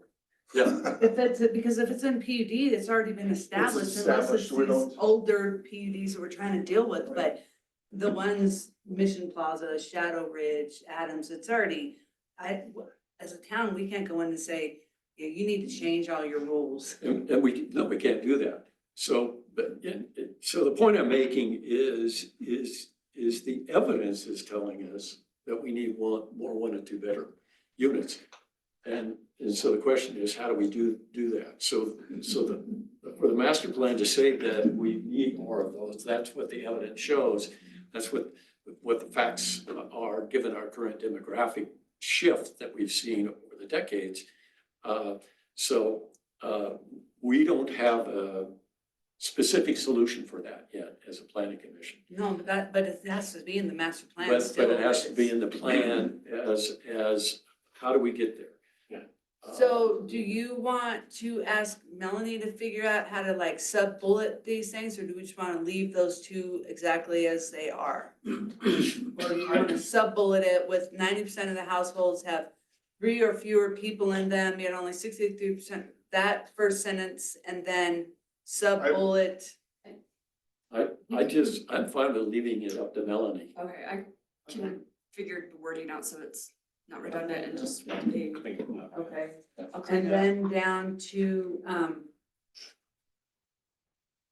let's see, after it's this standalone sentence, the situation has worsened since the publication of the assessment in March of 2022, and we're down to the 3rd bullet. So and this was something that came up in discussion at some of our workshops, but the sheriff's deputy, paramedics, EMTs are still unable to find affordable and suitable housing. And my question on the next bullet was, who came up with the $1,600 per month for a 1 bedroom? Because I can call not only mine, but I've talked What to do you multiple. think it is?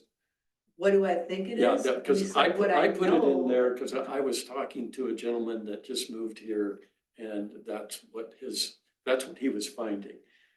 Anything Oh, available. Well, I mean, I'm just taking into account like, well, I'll call it the Rainbow Apartments, which I know it's not, I know it's mountains, something I don't remember.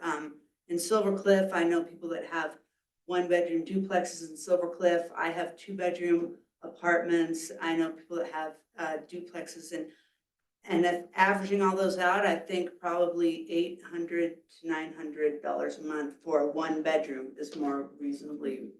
I would think you'd wanna word that to be like maybe a significant amount above the, what was it called, the AGI? Oh, the area median income. Area median income, I gotta go. So, Okay. Um, Well, I looked at that number and went, wow, I'm a third or less than a third of what that is. So it's another one of those data points that we don't have good information on. Right. We Uh, could ask the housing needs assessment people to look at that And, too. They're gonna yeah, find that, that's part of their deal. Yeah. Yeah. But then we've gotta wait for that. and they, I just, they I mean, might, the, we can ask for that. It might be, you know, when we talk to developers, they said, yeah, you need a housing needs assessment, but we also need to do a market study. And a market study costs quite a bit less, but it takes a deep dive into data like that. So it would be, it's data that we need as a town, either as a trustee or a planning commission, because we can't operate in a vacuum without good data. So the Silver Cliff, West Cliff County study, that was trying to get off the launch pad, does not do a survey of rent? Well, the last one did not do a survey. Right, this one will, Yeah, we just, they just decided on a, from yesterday. yeah. Yeah. And it also said housing needs assessment and market study, so. So we still have to word this in a way that would be correct and yet be able to pass in the next BOT meeting. I almost, if I agree with that, and I almost think since we really don't know the amounts of a one bedroom rental, we can kind of throw guesstimates out there all day long. Is it better to just change that to the High vacancy? proportion of. I mean, We could add the vacancy rate to the one above just it. and just like eliminate that for right now. I'm not saying it doesn't need to be added in at some We point. could but we don't eliminate it. know. I think that what we do have a good handle on is a zero vacancy rate. Right, so we could definitely, I Yeah. think that should be there, but I don't think putting a price in there. And then I also think if you look at what things rent for in the county versus what they rent for in town, and if we're doing an assessment that includes the county, that's gonna kind of skew more our town. Is the needs assessment gonna include the county I thought yeah. you said No. it did. Yeah. We talked about that, and the town? yeah, and separately, Separate. separately. Okay. Given the ambiguity on that number, I wonder if there's anything fair to abstract from Bianca's survey in a qualitative manner, that she interviewed so many workers. And she interviewed the workers, but they were just comments. It wasn't really like, My rent is this, Yeah. or I couldn't find a, I mean, there's Yeah. definitely talk Yeah. of, and you see it if you go on any of the social media where people are like, and particularly I see it in Chaffey County, I'm renting a bedroom for $800 a month.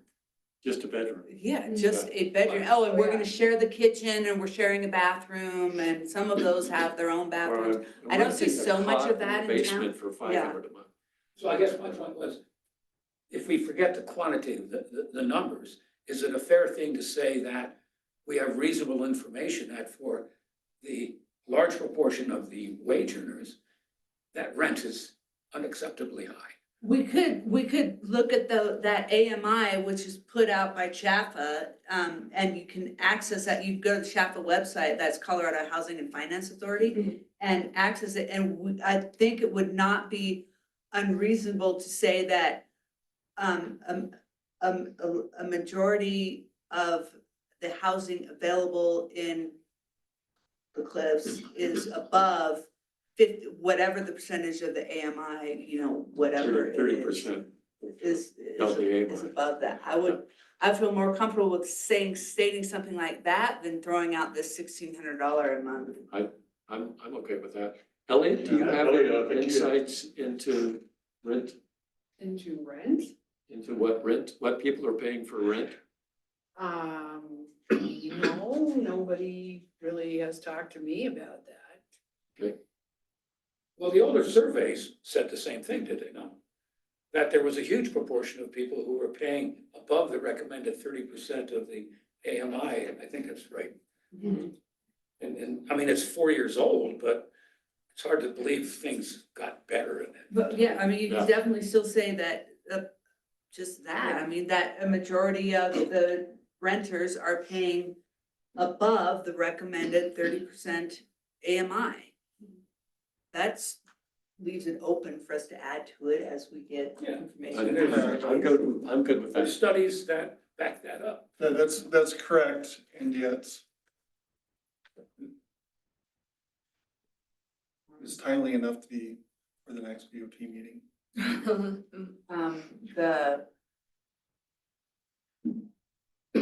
one is grammatical, and then the Sorry, bold, replace you with one and two. To address its housing crisis, town of West Coast should consider workforce housing projects on town-owned land and zone undeveloped land for multifamily 1 and 2 bedroom projects and adopt an ADU ordinance to encourage affordable. Oh, you're saying that should be 1 and 2 bedroom rentals? Is that what you're saying there? Well, the ADUs, I think, are typically gonna be 1 bedroom. Okay.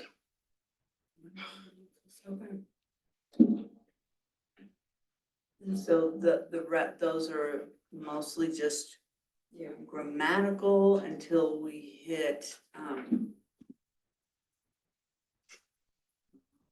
It's just a summary of all of what was discussed above. okay.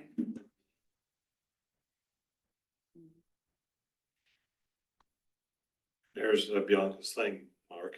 140 people recently signed a petition supporting construction of affordable workforce rental housing.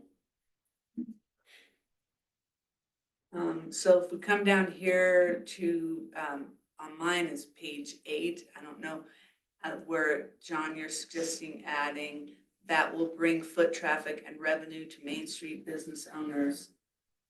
Examples include. There's Main Street Historic District untapped potential, that whole section there. Yeah. Examples include. Which is defined between second and third and viewing it as an important outdoor venue. It's just,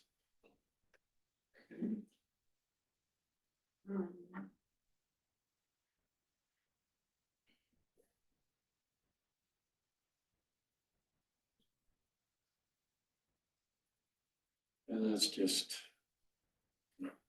based on, I just added some more verbiage there based on the discussion we had about that whole thing.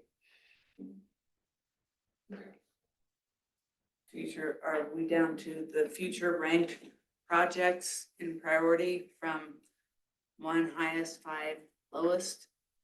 We put those in order, but they're kind of all over the place. There's a winter tourism section, untapped potential. Yeah. Yeah.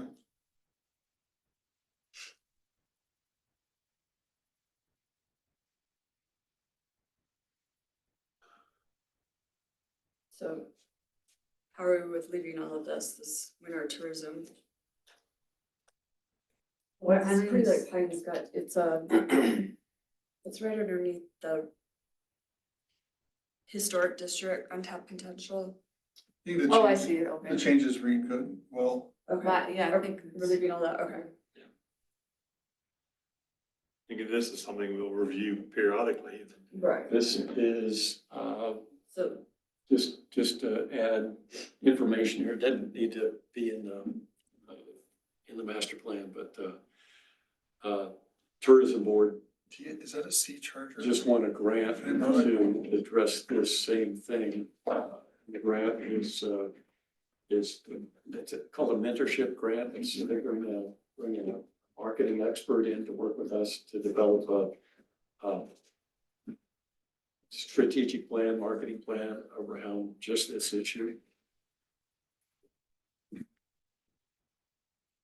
It should be the potential of downtown? Well, the untapped potential of winter tourism.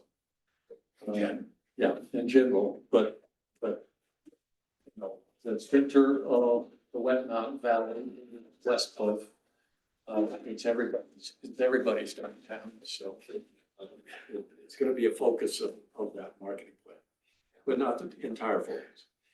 Should the future projects ranked in priority be actually in the actual? Right, yeah. Yeah, I think that's a good idea. Is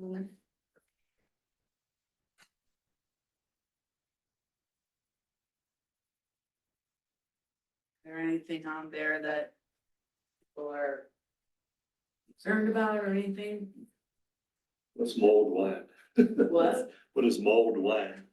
Mulled wine, it's, you don't know what mulled wine is? No, I Oh my don't. god, it's amazing. It's hot wine with spices and sugar in it. Okay, Sell it to people. messed up wine. The German, yeah, Mulled. Vinfier or, Okay. Melanie wine. has promised to bring a batch for us to sample. I will bring you some. I think I have it. It's so good, yeah. Right. Where It's is it? very common in German markets, yeah. It's just beer. They actually mold their beer too. Yeah. It's so good. It's so good. Okay, Okay, I'll take your word for it. All right, so we're gonna rank these. Put them in actual rank. is there, What does look for this mean? Under Uh, the creek. oh, This, Or I added splash this last course. time, this is something like Caleb was doing, but I think we decided to take that out, and so I just Yeah. wasn't, I just put it as a note for So, yeah. myself.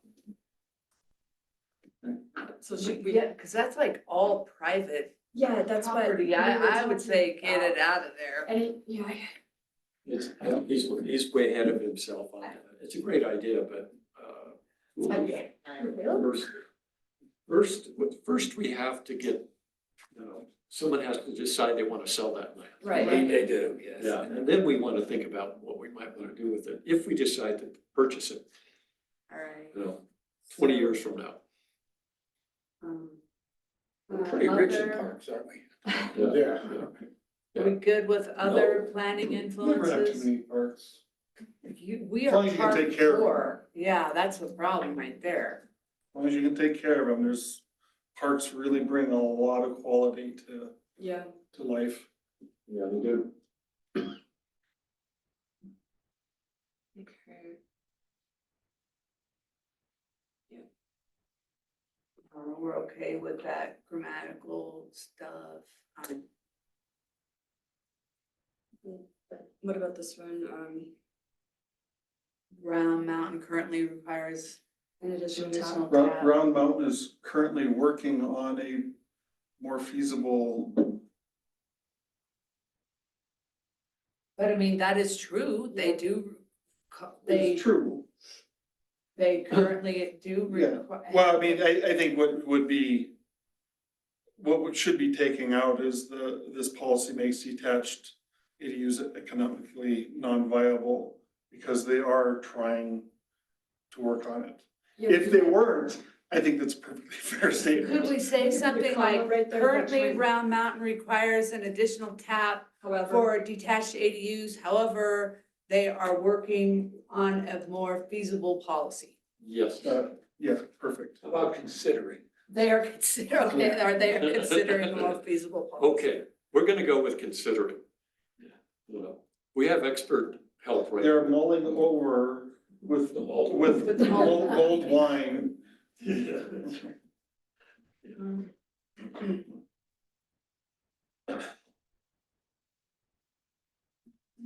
Low brow.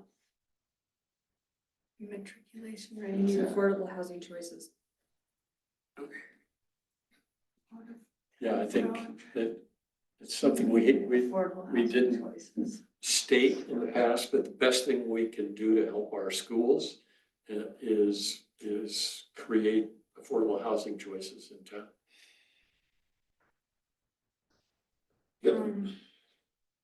Where we do, okay.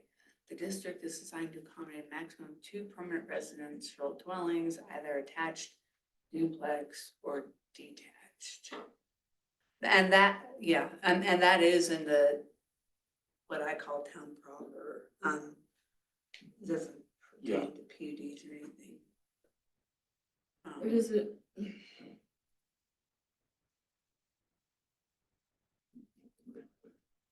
Um. I,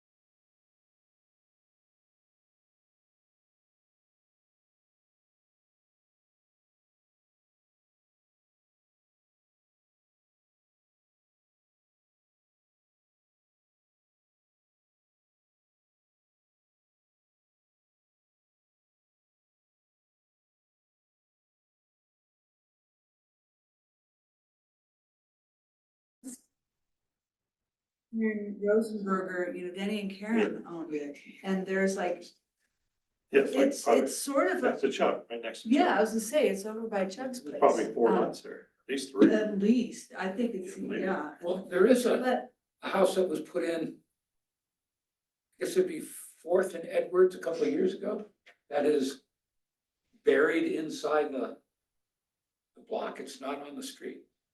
Yeah. That must have been one or more of those little skinny And that's guys. a 25-foot lot.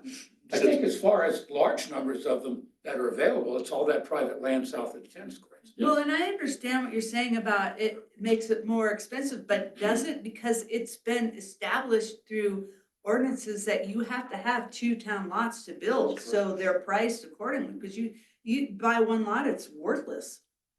That's, So, that's what they changed the. That's the point. But if I've got 2 empty lots right now, and let's say I just want to build 2 spec homes on it, I can only build 1 right. now, but I can build 2, and that will drive the cost of each one of them down, if we allow that, but. Would it, when you have to buy 2 tabs and 2 everything? You You kind of come back around to, Your land costs are gonna be roughly half. So that's where you're gaining the advantage.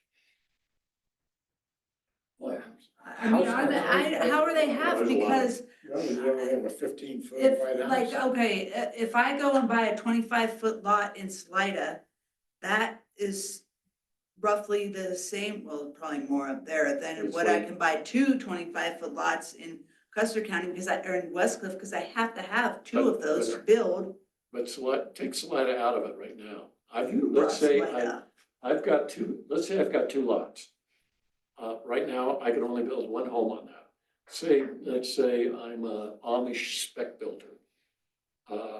And I could then, if we changed our policy, There's more value in 2 homes than there would be in 1 home. way more value in 2 homes than there is in That's one. our need for. Yeah, and so I'm just saying there, we should consider that. So maybe it So should say the district consider- should consider, Town should the town consider. should consider amending to allow buildings on a 25-foot, On a single 25-foot lot. yeah, because like, The town to could say that it should be consider- amended, I'm going, whoa, whoa. don't know about that. I think the public better be aware of that. Oh, way. I mean, there is at least one place there's a couple places I know that have houses on a lot and a half, and that's a house. And then there's places that a building was originally an ADU, but somehow it got separated off and now it's its own little tiny weird thing. So there's like random weird things in town, just like we all know. But I think there would have to be a lot of discussion with the public if we were going to fully amend that, so. I mean, at best, that would be a 15-foot wide. Based on setback. Yeah, That's all. based on setbacks. setbacks, well, You could go, I think what are those? Salida dropped their side yard setback to 4 feet, so. 3 of them. That helped. And what I'm seeing them building on those lots are shotgun I was homes. gonna say, what is that? I thought it was shotgun. Everybody know what a shotgun home is? Yeah. You All can fire it in anywhere narrow. else, from the front door to the back door. You can shoot a shotgun from the front door to the back door, and you've got a hallway down one side of the house. Well, they're basically those mini homes then, I guess. No, they're not. No, they're just like Go 2 long and stories. skinny. They're just long and skinny. Go, Yeah. look around when you go to Salida, the Thermopolis has a bunch, there are a lot of 25 Yeah, foot lots. you can even go 2-story on them. Yeah. New Orleans are everywhere. Yeah, exactly, Yeah. New Orleans Oh, are, sure. and they're like right up next to each other. I always thought one of the Well, reasons, Denver's the same way. Yeah, that's true. They're literally a foot apart. And then you have to have fire I was just gonna say, codes now, Sure. so, Well, so if you it's can't all put that, yeah, do it. yeah, you got windows and siding And and all that, that. and Christie, that did come out of Denver, what was it, or first of last year, wasn't it? Where we talked about this already earlier tonight, amend your code, your codes, your rules or whatever to allow for this greater density.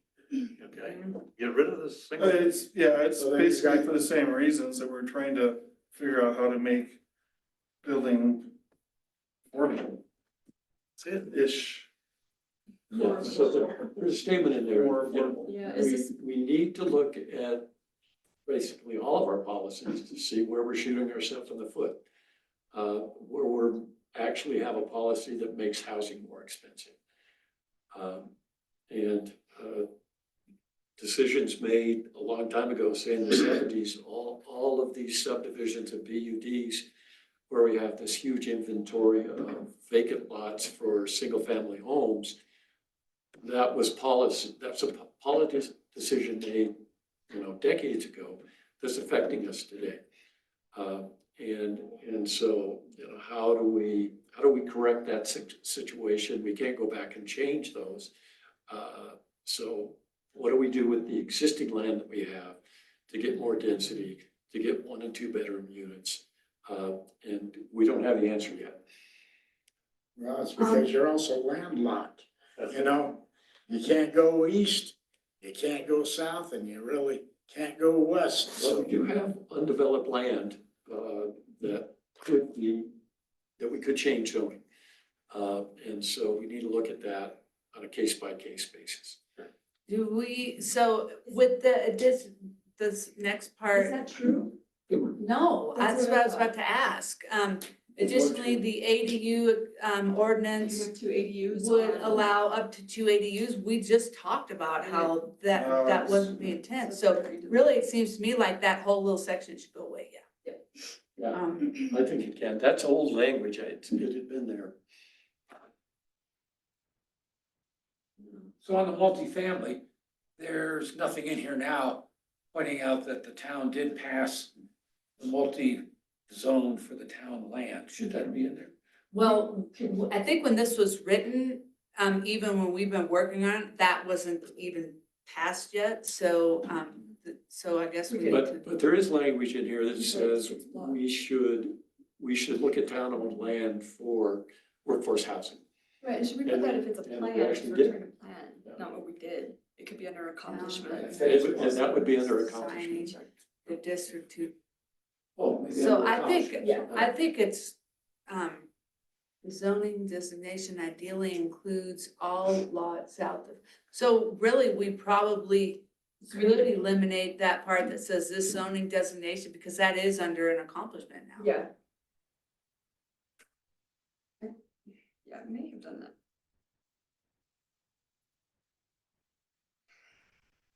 Now, at the moment, it doesn't include all lots, does it? No, No. it's only town. So it could, so then The could town. we say, Excuse me. Well, it says ideally. well, yeah, so we okay, could leave it there. That's probably good for a planning document. Yeah. Sure. That's the point, isn't it? In other words, But let's that's say still the part of the plan. an investor or developer were to come in and secretly buy up all those lots in the next block, Yeah. next to the town-owned ones, and then buys them all from those people. Yeah. And then comes back to the town and says, hey, I want to And they- rezone this to right, they- multifamily. Anyone can do that. Okay. Get on it. Yeah, get on it. Thanks to the. Forget Thermopolis. That's right. Right there. Sell all the family estate up there in Vermont. That's right, exactly. Bring the hot springs down here. Hey, there you go. You need to start drilling in town, see if you can get hot springs. Yeah, that's a great idea. Or tap Ideally. into Valley View.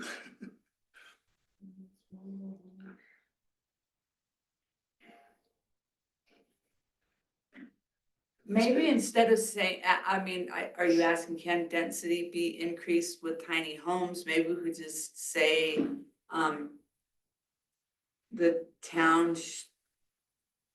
should or could consider increasing density with tiny homes?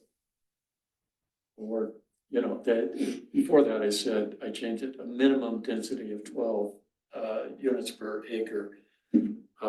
If they can get more density in reasonably, then we should be approving that. So we could just leave out the part in yellow. Okay. So the tiny homes up by the tire place, that's Silver Cliff. So, Right. so look what they did in that small spot. There's what, like 14 or 16 in there? I don't know. So- And how many trailers used to be in there, like originally? Not that many, was it? I don't know. There used to be a laundromat there too. Right. Yeah, there was, yeah. Yeah. But those park models are nicer than trailers. Yeah, that's how they are.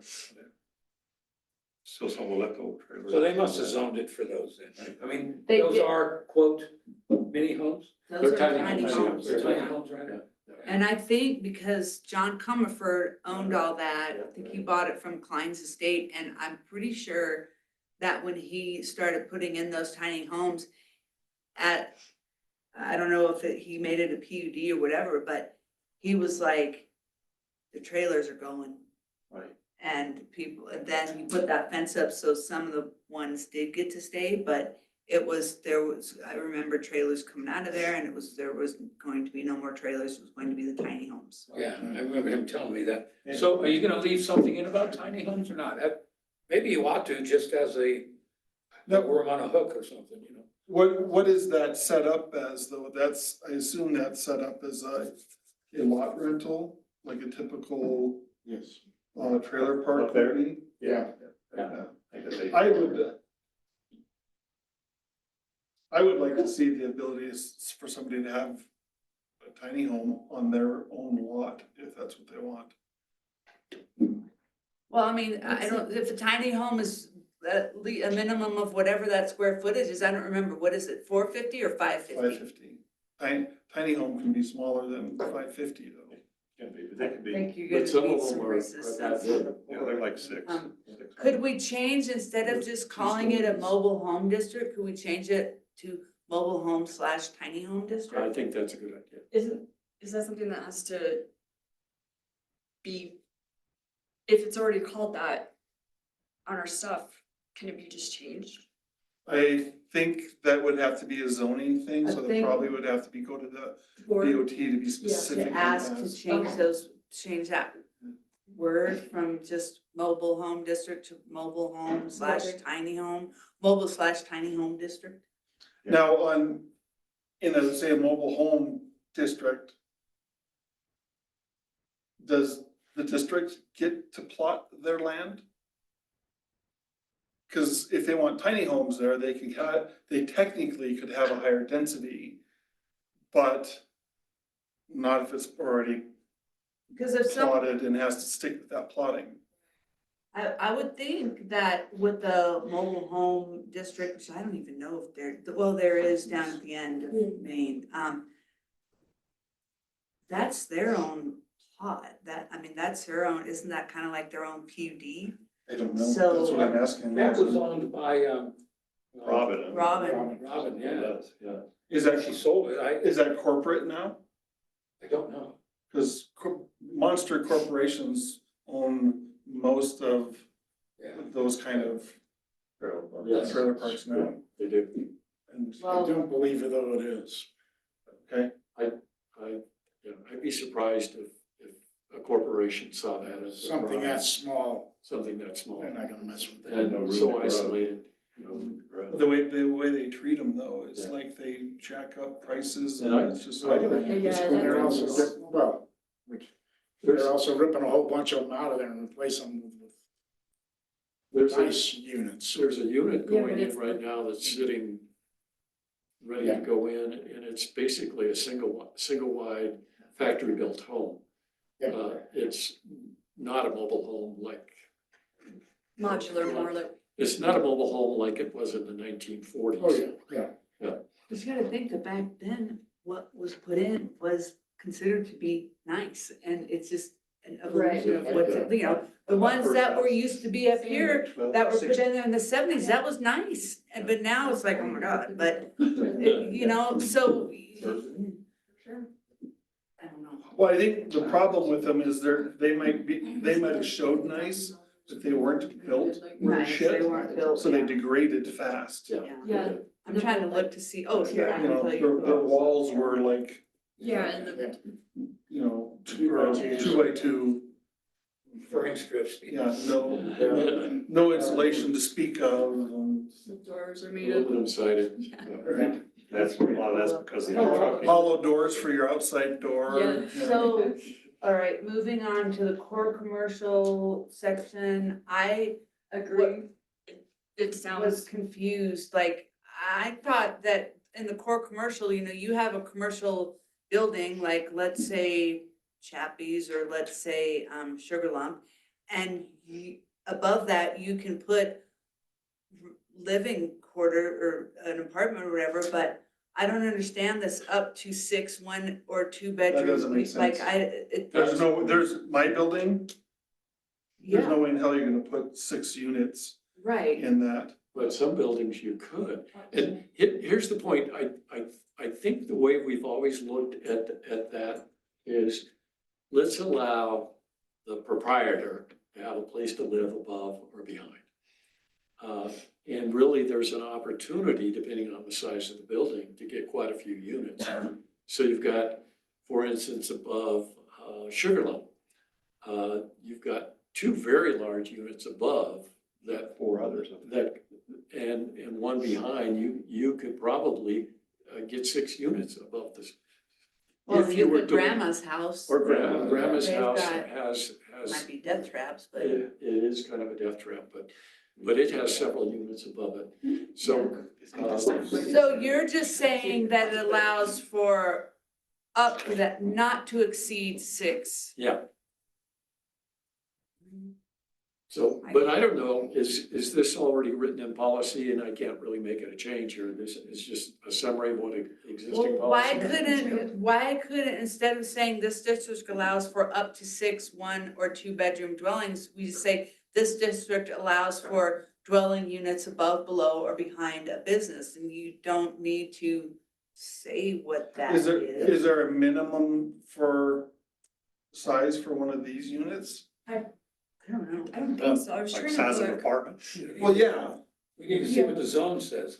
It's, Does. Is well, and anything. not just that, it's not necessarily just a zone, but maybe a way to even simplify it is to look and see what the building code requires, like how big does the bathroom have to be? Because then you're gonna know right away how big the minimum size your unit is gonna have to be. Well, you could certainly add something in there in accordance with existing Yeah, building codes. I would Yeah. rather, the district allows for dwelling Okay. units above, below, or behind businesses. In accordance with, The number of units are in accordance with, I'm sure I'm not saying this right.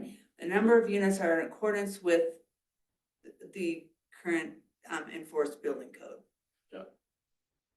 Okay, So if you wanted to put all efficiency apartments in, Yeah. Grandma's place could have 12 units. right. Yeah, well, Conceivably. But I mean, except for the whole problem with Grandma's house, if someone wanted to redo up there, there would be so many. Yeah. I know. Accessibility. That, that was just an example Yeah, of I know. space, not an example of practicality. Yeah. There's nothing that complies with existing building codes with that building. Yeah. Yeah. Man, it was dicey even back in the day. Wasn't that a dance hall upstairs? Way back in the day, but I remember when I was a Racquetball court girl, When I got here. when we moved here, my friend's parents owned Grandma's house where they sold ice cream, you could play video games and stuff, and there was a racquetball court next door. And then upstairs, they lived upstairs, and I think there was one or two other apartments up there, but mostly they lived up there. Okay. So it's, Louis had the Yeah, no, it was. handball court. oh, yeah, I mean, it's been an evolution. Yeah. And that whole place has been. When did you get here? 95. Oh, okay. Full-time though, you're not talking, when you got here full-time. Full-time 95. Full-time 9 to 5. Yeah, Christie's just a little bit older than me. Full, got here in 81, full-time since 97. Hey, got her If we don't count being a kid here, you know, full-time as an Well, we'll adult. count that. No, full-time as an adult still a since kid. 94, sorry. Yes, I knew that. Yeah. I didn't 94. realize you're here that long. Yeah, you've been an adult that long? Both of us, Yeah. both of us. My 30-year anniversary of living in Westcliff as an adult happened on December 15th. Right. What about this new? You had bold wine, right? What? Okay. I'll bring it Celebrate next with bold time. wine. Yeah, We can have it afterward. Moving right along. Yeah. If you increase density of units above, what are we gonna do with that? I thought we. Are we getting rid of that? It needs to I be don't flushed. need it. Yeah, It's basically whatever got it. code. Yeah. was. Highway.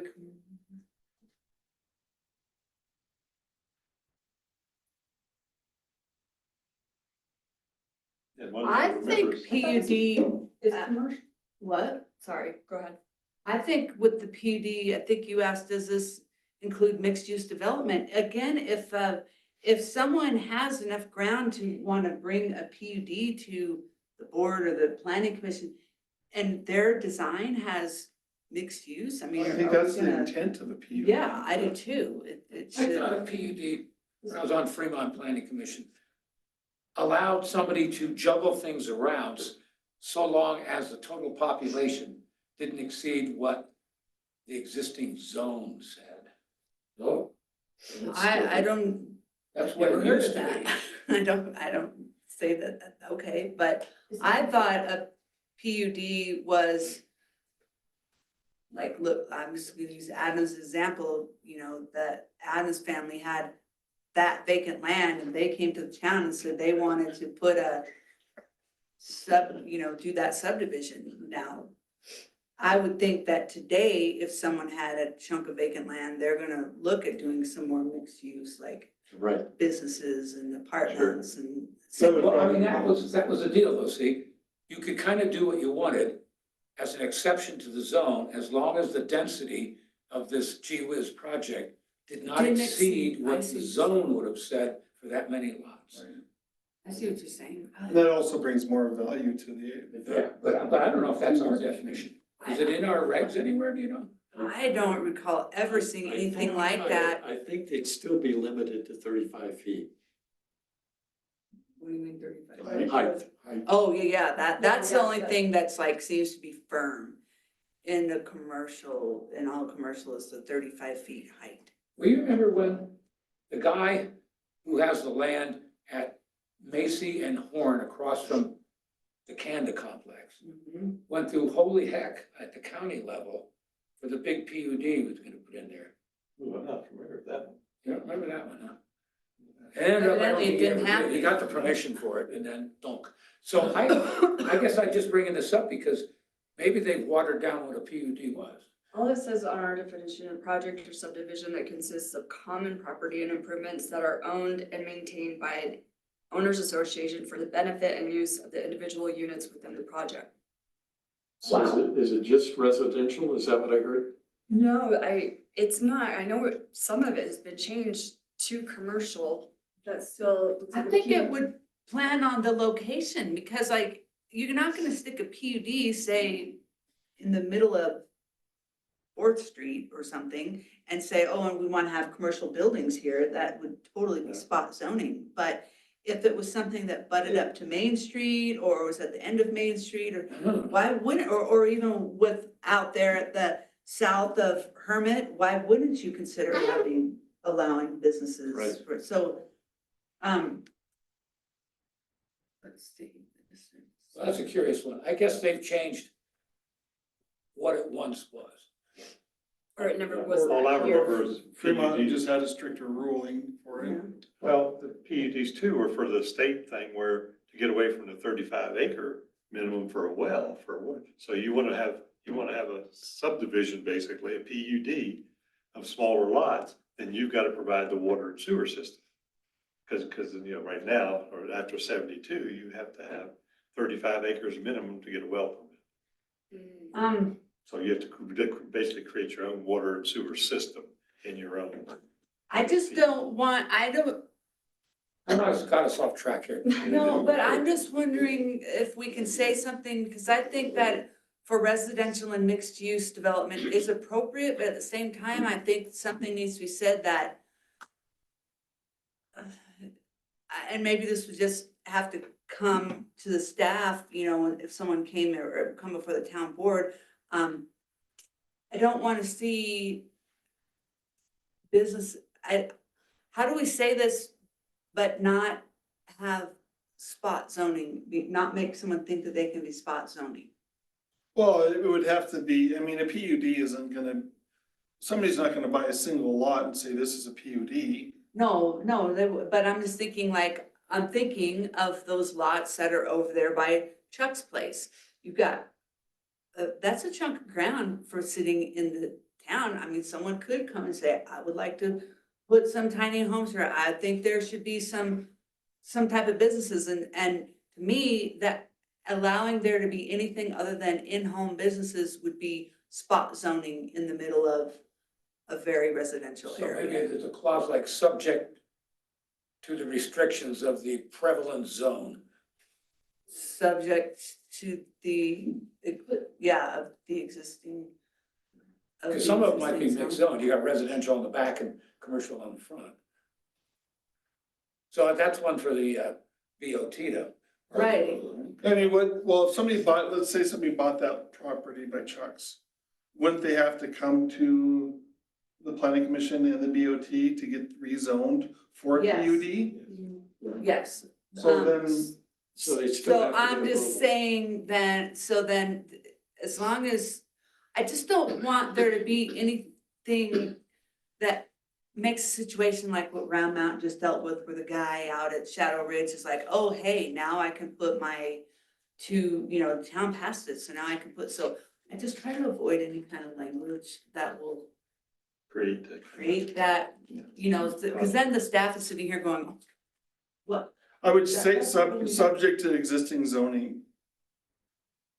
I mean, I'm not sure we need to do anything. I don't think we Okay. need it. We don't Then have enough just leave dirt to do PUDs anymore. And leave it. There's nothing left.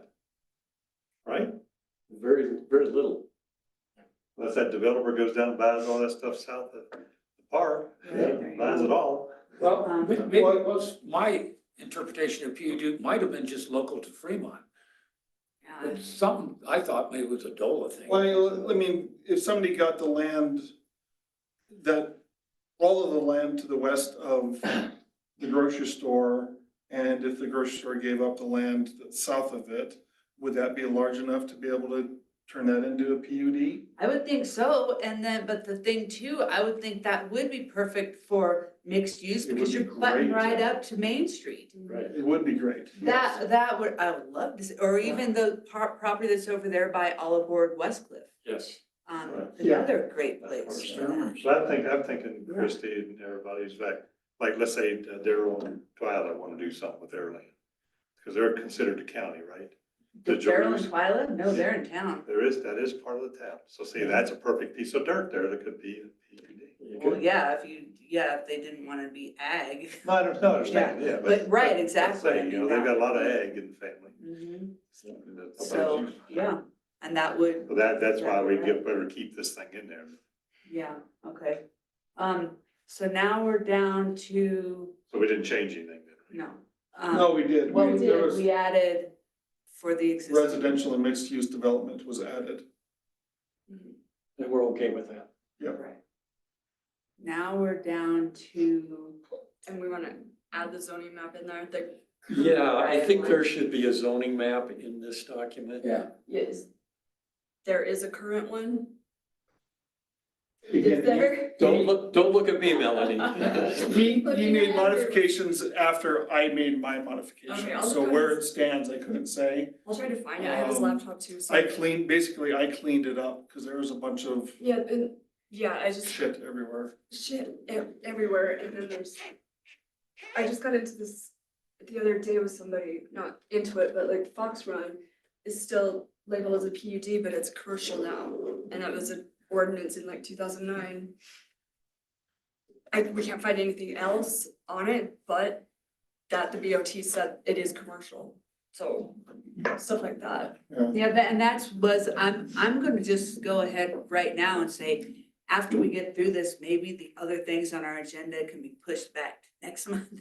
No, But that was one of the things that is on the agenda, Is the to- item C, is to talk about, The zone. now I can't even think of the name of that. Park something. Vivienda Yeah, Parquet. Yeah, Vivian Yeah. Parquet. So because of this very thing. Well, the only thing I would say that if we're gonna really look at our zoning as a whole, eliminate the core commercial and then combine it into whatever we wanna call this, and then call them equal. Right, and so. And then just call it something else. And then do we?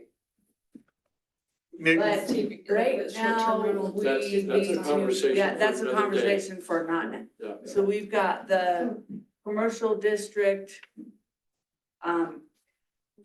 heavy industrial, Let's get rid of that. We don't need that.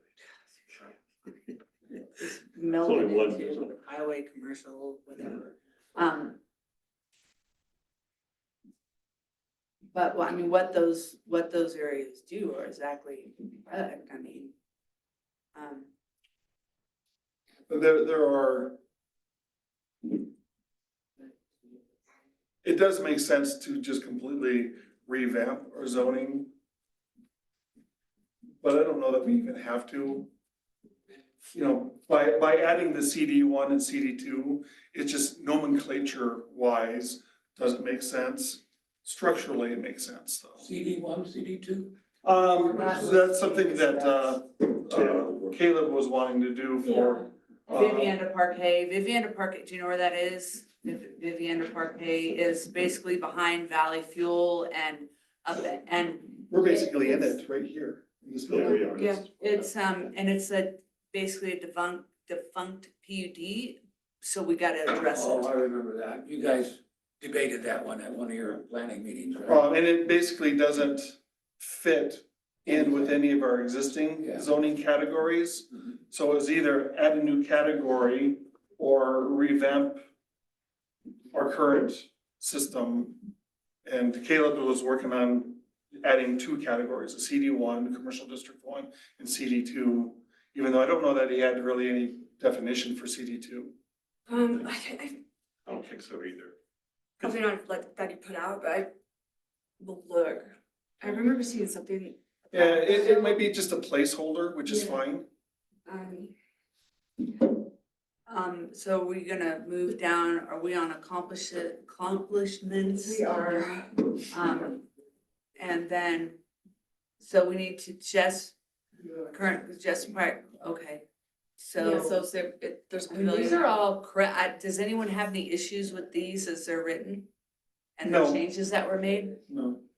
But we were gonna add in the town-owned lots and Yes. Rezoning the town? rezoning those. Okay, so you wanna make a note to do that? Yeah, I did I put a note up where it was. Okay. I'll drag it down here. Now, the illustrious Park Advisory Committee did come up with a plan for the permanent Memorial Park Complex, which has been approved by the BOT. That might be an accomplishment. That the plan What is is it? approved. What's the plan? You've never seen it? Design. No, I'm kind of curious about it. Why would you be curious? I've seen Have it it. someplace. Not right now, I don't need to see it right now, I but. know. It's It's gotta pretty be a cool. Dropbox somewhere. You'd like- It's, yeah, I agree, that's an accomplishment. Yeah. Okay. I mean, we realize that the budgets and priorities right now, it's sort of taken a nap for a year or two. Well, or Except for the it'll come up and it won't be in The there. bathrooms, yeah. So the accomplishment is that it was approved by the BOT to start going forward. Okay, I mean, that's good to put there, Conceptually, because conceptually, what? that's good to have in there, because then as the planning commission revisits this, they can be like, hey, we've got this accomplishment of a plan, but what are we gonna do with it? Yeah. We need to put this on the 2026 I mean, budget. it had in it, I didn't realize you guys didn't see it, I'm sorry about that. But it, had stage development, like, Yeah, I won't three go on phases, forever, Three but phases. like, so in Memorial, there were 3 zones, 3 different intensities of expenditures and use. And starting with the existing kiddie playground and progressing toward the old church, or schoolhouse rather. And we tried to say, there's no point in duplicating unnecessary functions in the 2 parks. That Hermit Park was more for groups, Memorial was for families and individuals. And so we tried to lay out a philosophy as well as a scheme for proceeding. It's great. I think, in this plan, we've got no comments here again until we hit page 18, and Bob said completed. The town, is that section that says the town is currently looking to install sidewalks in the sidewalk section along Rosita and Adams Boulevard to Main Street in order to improve walkability in the town. Sidewalks on Powell are also being installed, so, but Bob says those are, this Been is. done. That's it. So, We could add it to to accomplishment. add it to accomplishments, just take it out of Oh, there you there. go, okay. There's only the one section. Right. Yeah, one little Yeah. piece, yeah. Yeah. Okay, Try to get the other half done. and then, oh yeah, but I did mean, we, the section that, where Adams turns into, What's he doing? Right, right, the second, it's Adams gotta go turns second into down to the Edwards senior or center. something, or I should know that. That's all that's left. No, not Edwards, No, Adams turns into, it's not Edwards, it's not Powell. yeah, it is. It's like literally right next, it is Powell. Oh, It is. Yeah, it is Powell. Why Albuquerque? Yeah, and Bob said that. Why are we saying Albuquerque? Just Yeah. take it out of there. Nobody wants to go to Albuquerque. Yeah, and if I'm gonna drive 5 hours to It's get not to the to airport, I'll Albuquerque. just drive 3 hours and go to Denver. I was thinking about replace Albuquerque with Alamosa, but. So Bob, this next one, water, you said need to clean up some repetitive info. Are we comfortable in giving Melanie the directive to Clean it do up. that? See, Yes. okay, here we go. Clean up some repetitive, yeah, okay, here we go, yeah.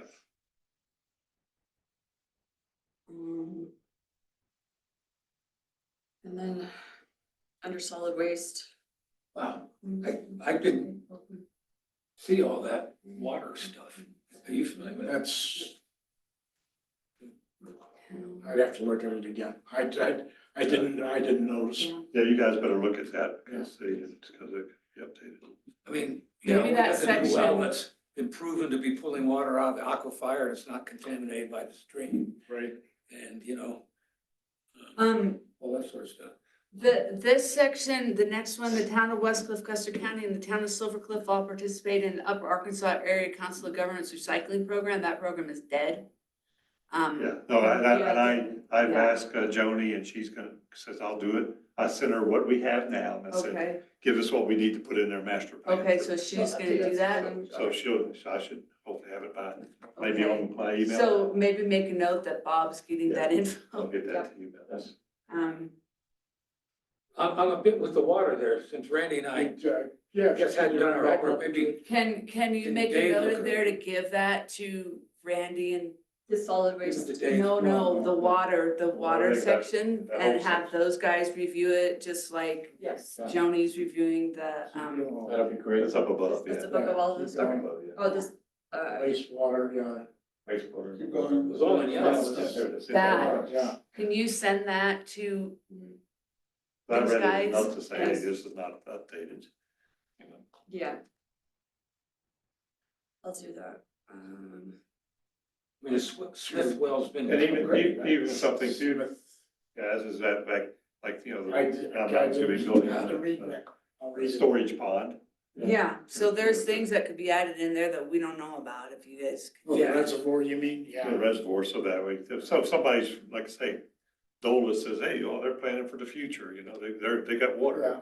That's a little bit of an issue around the state sometimes. So we said, Melanie, you're gonna pop that to Dave? I'm trying right now.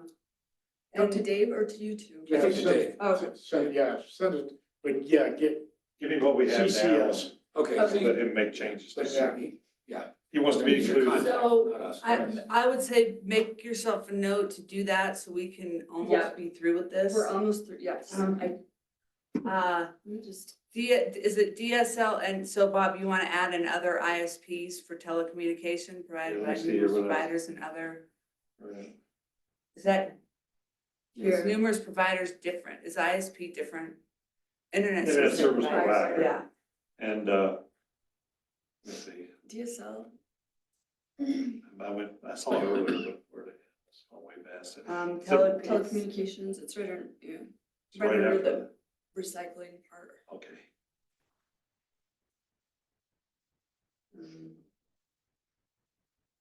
And also too, maybe, We were gonna add,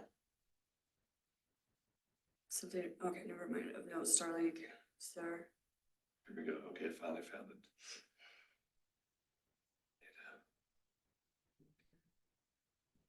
And other ISPs, yeah, in other words. Are those plans to bring more fiber optics still in the works? You tell me, They- yeah, what a waste of time, in my it opinion. did, Yeah. it's gotten to be ridiculous. It has, yeah. Well, at this point, it's not, unless it's already done, it's just not needed. No, yeah, because now you That's- get that's- Starlink, Starlink, yeah. and it's so, so much better. There's so And many T-Mobile is even better than Starlink. I went to the for early one. Yeah, I just heard somebody say that He's getting like 500, and the best on Starlink I've ever seen is like 300, which is great. It's much better than the Talking about 12 that? we're getting Yeah, here. Yeah, but the tower's right over there. Yeah, And you know what? We didn't go down last week when everybody else didn't have service. I didn't, I know, I was Yeah. sitting in my house and. But yeah. They've got a $35 business internet. Oh, you went in and got it, didn't you? I'm going to. Oh, yeah, Drew loves it. That's what we did at I'm Summit. dropping Starlink and Verizon. not Verizon. So Does this, T-Mobile, Yeah, that's, provide a box now? oh, yeah, oh, yeah. Yeah, I've got it. That's what I use. Yeah, but you bootlegged it in, didn't you? No. I'm legit. with this fire protection section, would that be something that you could also shoot over to the fire district and ask them Yeah. to Yes. make sure that that's correct, so we can put it in our master That's plan? like the same Yeah. thing. Canyon City is spelled CANON. Should the master plan include an upgrade to the town hall system, Town hall, what? Like the. Yeah.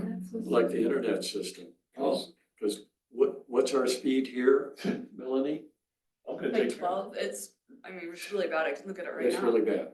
So. Yeah. I'm gonna set it up with T-Mobile.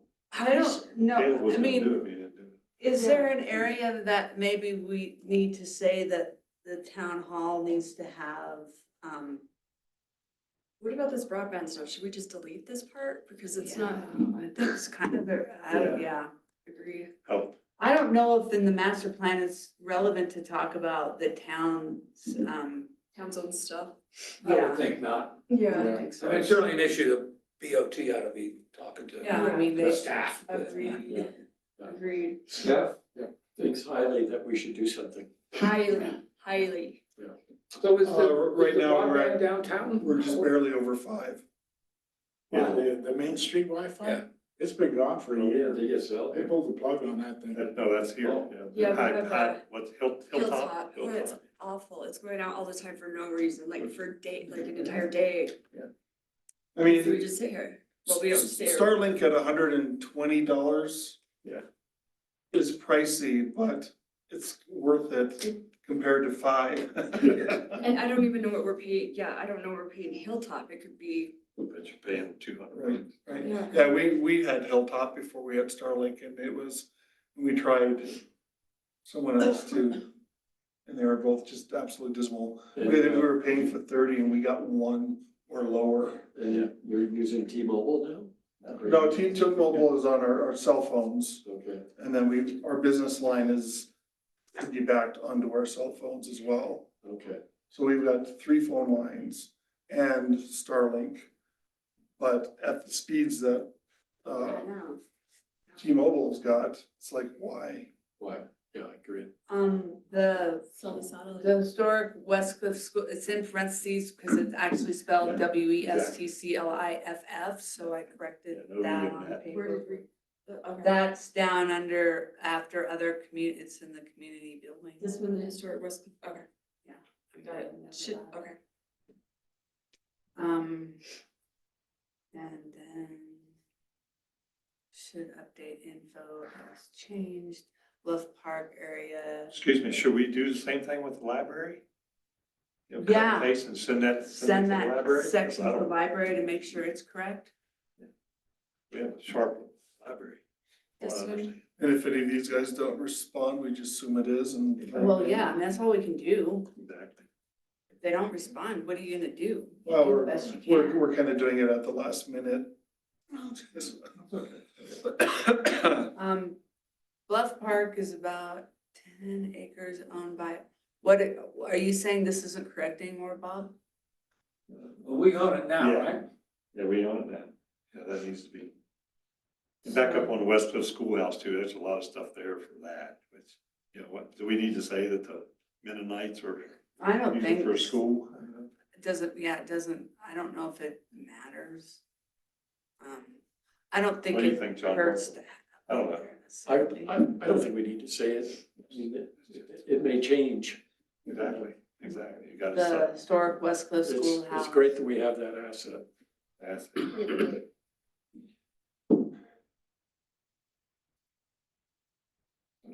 Where did it go? Okay. Hey, something just occurred to me that has nothing to do with this, sorry, but what happened to the negotiations we did with the hotel people? What hotel? We sat down with all the, Oh, for the. Oh, fee. all of the hotel. Inspection fees? Yeah. Oh, gosh, I think Caleb told them it was fine to wait until after the new year to start. Yeah, cause I Workshops asked and you stuff. that the other day, didn't I? Yeah. Yeah. Yeah. I saw an email that he sent out to them, the one guy, whatever his the name is. fellow that owns the, Yeah, yeah, he said we need to wait until after the new year, and Caleb said that's fine, so Yeah, nothing's going on with it. we probably ought to pick up on that because they were pretty pleased by the time they all left. Really, I wasn't involved in that. I thought you were, who was No, it? You and me and me, you, just the two yeah, of us? just the two of us, yeah. Oh, okay. You guys can close that down, close that up. Yeah, Yeah. That's your job. Wait, it's over? I'm sorry. No, it's not over. It's not over, okay. No, we have to do something out there. formal with it. Okay, gotcha. The lawyers took care of rewriting everything and, after that, I have no idea what Yeah, happened. yeah, I'll just kind of disappear. Except for when you told us, Caleb, wanted to wait till after the first of the year. I mean, they were kind of loaded for bear to start with, but by the time we worked it out, were you there? No, I was at the first one, but not that one. Yeah. And it even included people outside of town, like the fellow that owns Hillside. Was speaking up quite a bit, wasn't he? That was about 4 or 5 months ago, wasn't it? Saul. So. All right, kids. Well, Memories are not good anymore. That tends to be the way things work around here, is that people that have nothing to do with it really wanna put their input into it. But the folks that have properties in town. Well, that's fair. Yes, appreciate that's that. fair. So, what the heck? Well, Just Price Memorial Park is a small pocket. Can you park. stop right there? Right there. It needs to be up. Okay, no, never mind. Yeah, I thought the pocket park, we have a park. We do, Yeah, it's but this next is to not meeting Cliffside. it here. It's not Jeff Price. No, it's that little one that's over there where by the caboose Kathy's used to be. place. Yeah. But did this say Jeff Price was a pocket? That's what's not reading here. Yeah. Where? Under town parks, has 4 existing and all that, 5th parks. Well, it is a, I mean, It's small, but it's not. It's not a it's not pocket. tucked away, it's Just just, take pocket out of there. it's a small park. Yeah. Well, we also have that other one right in front of where Sugar and Spice What the heck is it? used to be. That's. Oh, yeah, with the cowboy or whatever. Yep. Mhm. Yeah, so how, because Shows having the stage, so who cares? So where'd that pocket come from? Who I don't knows? know. That's a whole language was in there for. There we go, okay. That's gotta be in it. Ah, Well, we can there it is. update this too, you know, maybe it used to seem like a pocket park, but now it has a pavilion and Yes, adds language to it. yes. Yeah, I'm okay with you looking at that park section and wording things. Okay. Was that in our accomplishments, by the way? It was, yes. Yeah. Yeah, so we can just, I mean, this is kind of all stuff after, so we can just update it. Down here on what page 25, Bob's saying to update the, sales tax revenues with the 2024 numbers. Are you able to do that? You should be able to do that, or Yeah, come I pretty can close, do right? that. Okay. Yeah. Yeah, I was trying to rack my brain to think where Demesne Conquistador is, and it's like someone's gonna tell me, and I'm like, oh yeah, that's right, but I can't think of it. Can't think of, okay, I have no idea. What was that, Christie? Yeah. Demesne Conquistador. Supposedly one of our, It's like one of the defunct PUDs. I Yeah. wanna say it's up there, by Vivienda Parquet and over to the south of, Granada, but I honestly can't remember. okay. Like That would be between, where Kathy. Rice. Rice. Mhm. yeah, but south of, between her and Ace. Yeah, I think it's, I think that's what it is, but I really don't remember. So maybe to be, Yeah, but, because it's not listed anywhere, so just get rid of it. Should we, oh, yeah, but then it says there is one subdivision, Columbine Park. Should this all the be like? Columbine is, that's Ace. Paul's place. Okay. But I mean, because is Domestic Conquistador even, is it a defunct one? Yeah. Is it one of the defunct ones? I don't know. Could that be, Dave, what's her name, West Cliff Inn? That might have been. What that was originally called? That might have been. What's that, Bob? It's where, Dave and Cindy, Howard, Howard, where they put the West Cliff Inn. West Cliff Inn and all that. Someone who might actually know would be Charles Bogle. You think? If it's over there, he No, might. that's called Sangre View. Yes, That's called Sangre View, where, yeah. That one. yeah, Sangre View, that's all the stuff around there. I don't know, but that whole little paragraph needs to be Yeah. figured out. It doesn't really make that much sense. And, So we can leave that up to Melanie? okay, Yeah. and I'm gonna get rid of C appendix. Oh, A here it because we're is, putting all the bingo, it's this sliver down here, Oh, that one? this triangle right across from Ace and everything. So, But So- that's, But there's nothing there. But there's platted out from lots. but isn't that now that mountain? that's part of, No, that's all over here, this is in the town. No. Okay, it says, yeah, residential subdivision. what was it? Oh, okay. You see, Yeah. all this is the county and, what you just said. So that's another defunct PUD we need to be taking a look at. Is it defunct though? I don't know. I don't know. I'll find out. Yeah. Bob, where is Ace across the road? Right here, Nate's. Wow, Entrance. it's way down there. So it's right there, it's right across from Nate's entrance is the first lot number one, Yeah, there's. and it's only, Yeah. it's like this wide. Oh, and it goes Yeah, south. all the way down south of Arts, Arts Place. That goes almost all the way down to Yes. the The propane. propane. And it has no water and sewer service. No. No, no. Might be why it was just Yeah. platted. Hey, we learned something today. Sure did. Yeah. Randy knew it, he was just, Hey, Bob. that's right. Well, actually, there might be, because the one water line runs that way, but Yeah, Paul. I wouldn't worry with it. So it's probably good to find out if it's one of the defunct ones too, and then. Yeah. Yeah, Interesting. Hey, Good job, Bob. good job, Bob. I'm on it, man. Columbine Park is Paul's, right? Yes. Paul and John Comfort. Comfort used to be a big building. I didn't know there's a rodeo park subdivision. Yeah, that's the That's where the commercial. rodeo is. That's the commercial, right? That's where the Nordike or North is and all that. No, that's, where North and all of that is Rangeview Loop. Rangeview. It's you're right. Rangeview, Yes. and that's in the county. You're right. Rodeo Park, there it is. Yeah, but That's, what's his What is name, who died? Marshall. Remember Marshall? Marshall What was his last name? Young, I think, is what Marshall it, Young, yeah, but that's- he had strong motor Yeah, had the Quonset hut there. and That's it right there. It's that triangle. Across from Adams. Yeah, across from the fair. Yeah, This is Deweese. Yeah. This is Deweese Road. Okay. So here's the car repair guy. And then, is BMW? that a defunct one, probably, Alta? The rodeo? I could Maybe. never, say Put it Marshall. on your list, Melanie. put it on my It's list. called, you could have been. See, that's- Rodeo Park. That's an Commercial area, industrial. that's an area too that also I doesn't don't- really have a great description for its commercial zoning. It's not highway.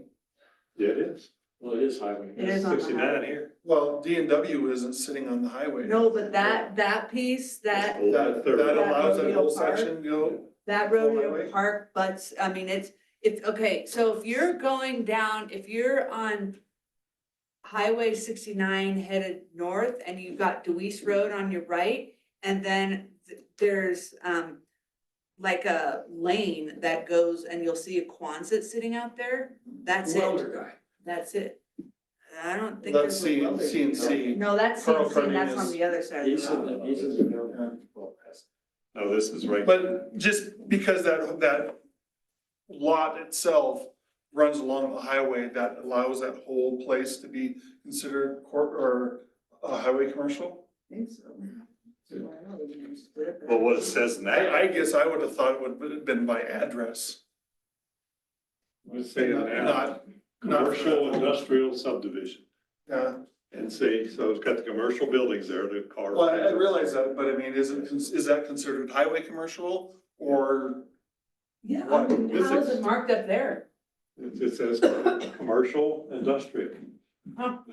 That's not saying what the zoning is. Yeah, well, I mean, yeah, you're right. Yeah, this doesn't say zones, Yeah. but the color. I guess this is all Highway highway. commercial, you're right there. This is highway It's got commercial all too, that. so. Yeah, that is. Okay, so yeah, I guess they're considering that all based just on that one edge, not necessarily by the address. I would have thought it would have been by address, so. Well, the address is actually 59-350 Highway 69. What's D&W? D&W Deweese Road. is, County road.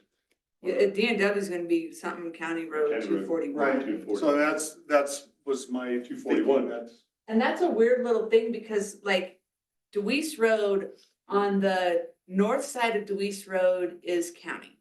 On the south side of Deweese Road is town. But then that little finger, I don't even understand how that's town. See, this is Myron's old place. That's his lots. Right there. Myron's in the county. I don't think so. Yeah, he is. Is he straight across from you? Well, we now We- own a piece no, of it's- land that's in both. Diagonal to the southwest of you. Yes, they bought the land. Frank. Yeah, so that's town. That's all part of this. It's That's what I was talking Um, about. Deweese Business Park, Should be only one spot. rural Custer County. Mhm. It's weird. I mean, how did that one little finger get to be in town and everything else is on that, near that as a county? I don't know. But anyway, Good old boy deals, right? yeah, no doubt. And just Um, to plant seeds, when, which one was it? What, the first town manager after Mike Carter? Gabriel, Gabriel. no, Stefanik, Yes. Stefanich or Yeah. whatever. Yeah, he told me that he had a meeting, somebody came and met with him that was gonna buy that up there and put a, like a big, one of the, like a, big gas station with a whole bunch of pumps and all that. And so that makes sense now. Maybe they were gonna buy that land where Marshall's was, cause it was gonna buy it in the Kets. Well, That's yeah, not that- big, that really wasn't big enough for a, big gas station, so. On the other part of that triangle is that lodge or motel or something. Yeah, that's that, I don't know what it's called. But that brick, Yeah. brick, Something in. yeah, it is, but I don't. Oh, this well. part, the town of West Cliff owns 2 vacant parcels. Is that the one we just changed? Where is It's under that? institutional. And then it says Oh. another 32 acres of land could be potentially developed into institutional uses. That's not. That's those little slivers. These, No, not those. the ones we just did. This is right there. Yeah. Yeah. Okay, so we can, Yeah, get rid of that, because we're already gonna put, we are already, damn it, and it's gonna be in a already going code. to put that into the accomplishments. Yes. Yeah. Okay, So- but there is that one lot that the church wanted to buy or actually get donated to them. That is where we were just talking about. It's on Oh, 69, yeah, north 69. right, but that's where you got the sewer lines and the water lines. Right, but they can't, compression. that one right there, is that it? Yeah. Yeah, they can't, the town owns that, but nothing can be done with it.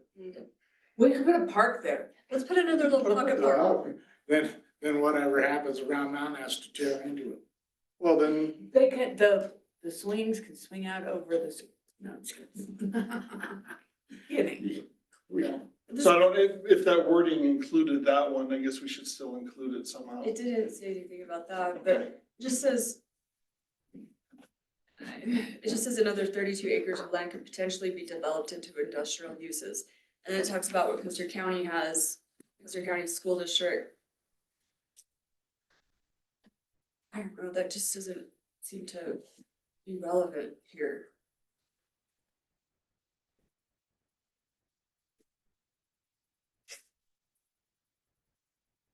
Yeah, I don't,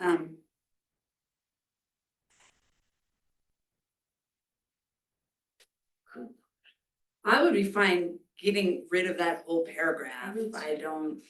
I mean, that whole institutional Yeah, it doesn't. paragraph. North and east of Hermit Park? East. What the fuck would that be? It is. Because those Park. north and east. Cause yeah, the ones we just rezoned, that's south and east. Yeah, but this is talking about Custer County has. East of her. Unless they're talking. They own this, which I guess is north and east. Yeah, Where are you because talking? that's Hermit Park and that's north and that's North. east, so No, this is west, that's west? Yeah. Alright, so that's north and east would be. the jail, do they own that The- plan? They have it leased. Yeah, at least, I They've don't, got 2 lots over there, I think, that they've leased, because we were discussing that. Oh, We leased man, it to yeah. them or? No, we don't lease it to, we don't own it. No, They own it it. was owned by, the Haga family, and then they've turned around and leased that. It's on a 10-year lease to the county.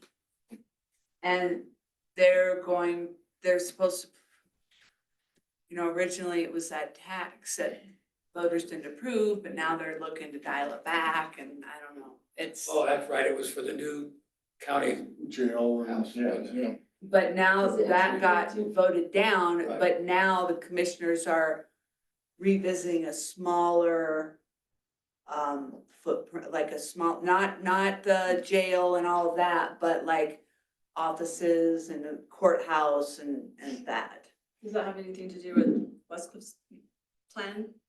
I mean, it doesn't necessarily have to do with our plan. I do kind of wonder how land that was zoned residential got purchased, a lease purchased to do commercial stuff was done and the town didn't catch that. So. Well, it was part of the zoning or that part of that PUD that Yeah, it's it's in this lost mode, so it's kind of that free for Vivian all. Parquet, it's like a mess. Yeah. And then it was just like, oh, and by the way, Haga family owns it, and so sure, county, we will lease it to you for 50 grand a year for the next 10 years. And yes, that'd be a perfect place to do that. I don't know why the town didn't go, whoa, what do you mean, this residential? Yeah.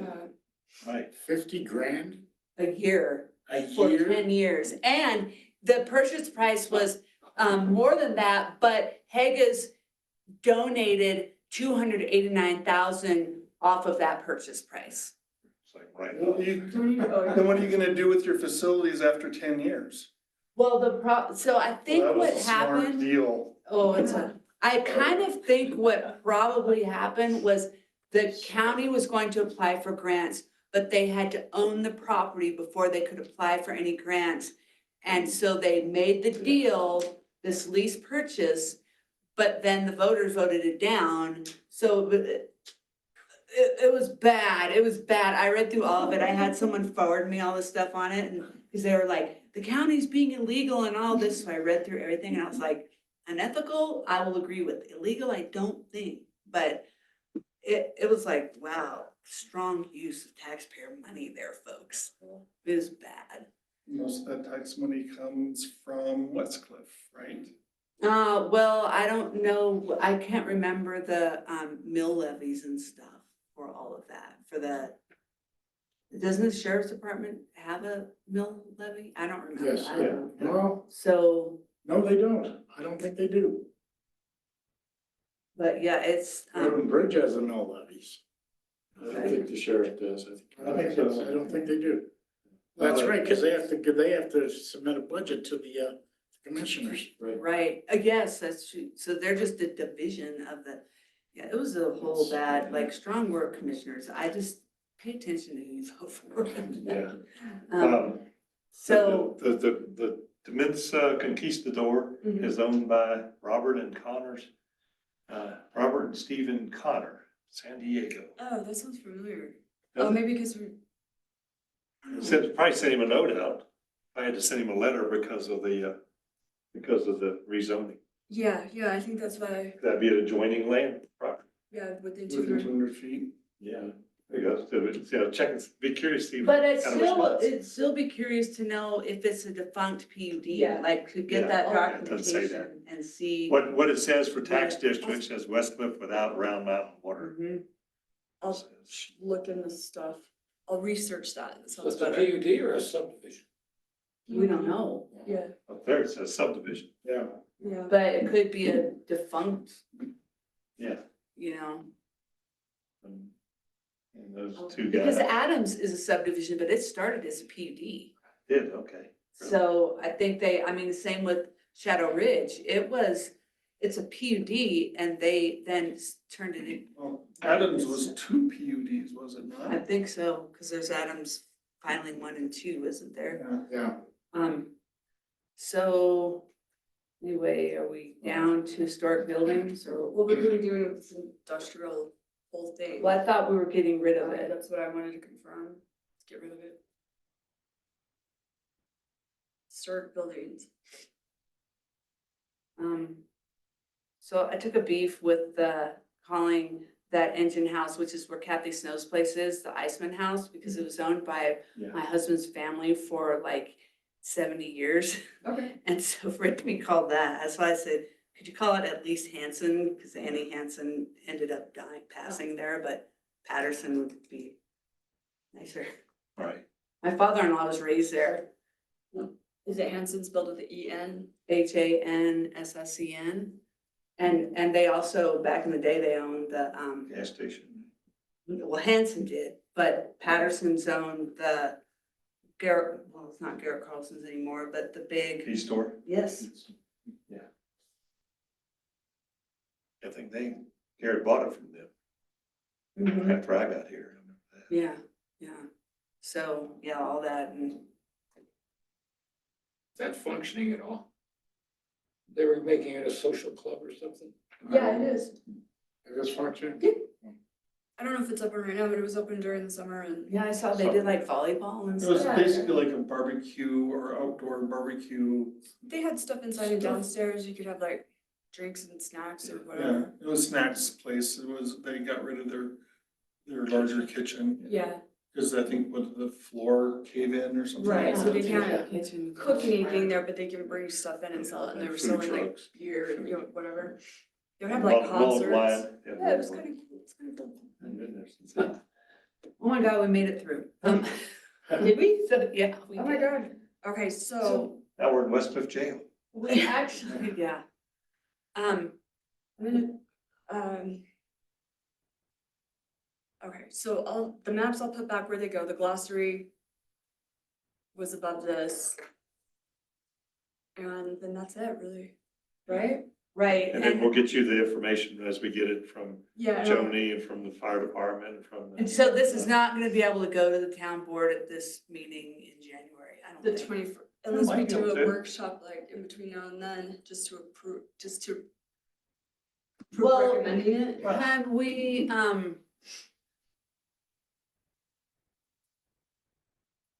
I know we can't make like We can't do we can't make a motion, but can we make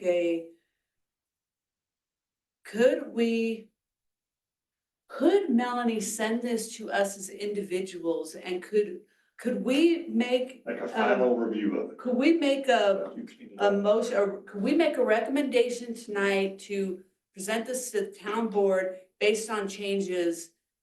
And then Melanie could send us the changes as individuals and we can say like, okay, and if everybody says okay, then it could go to, because that's like, we're not having a meeting necessarily, but Right. like, I'm okay with this document with the changes coming from these places, Yeah.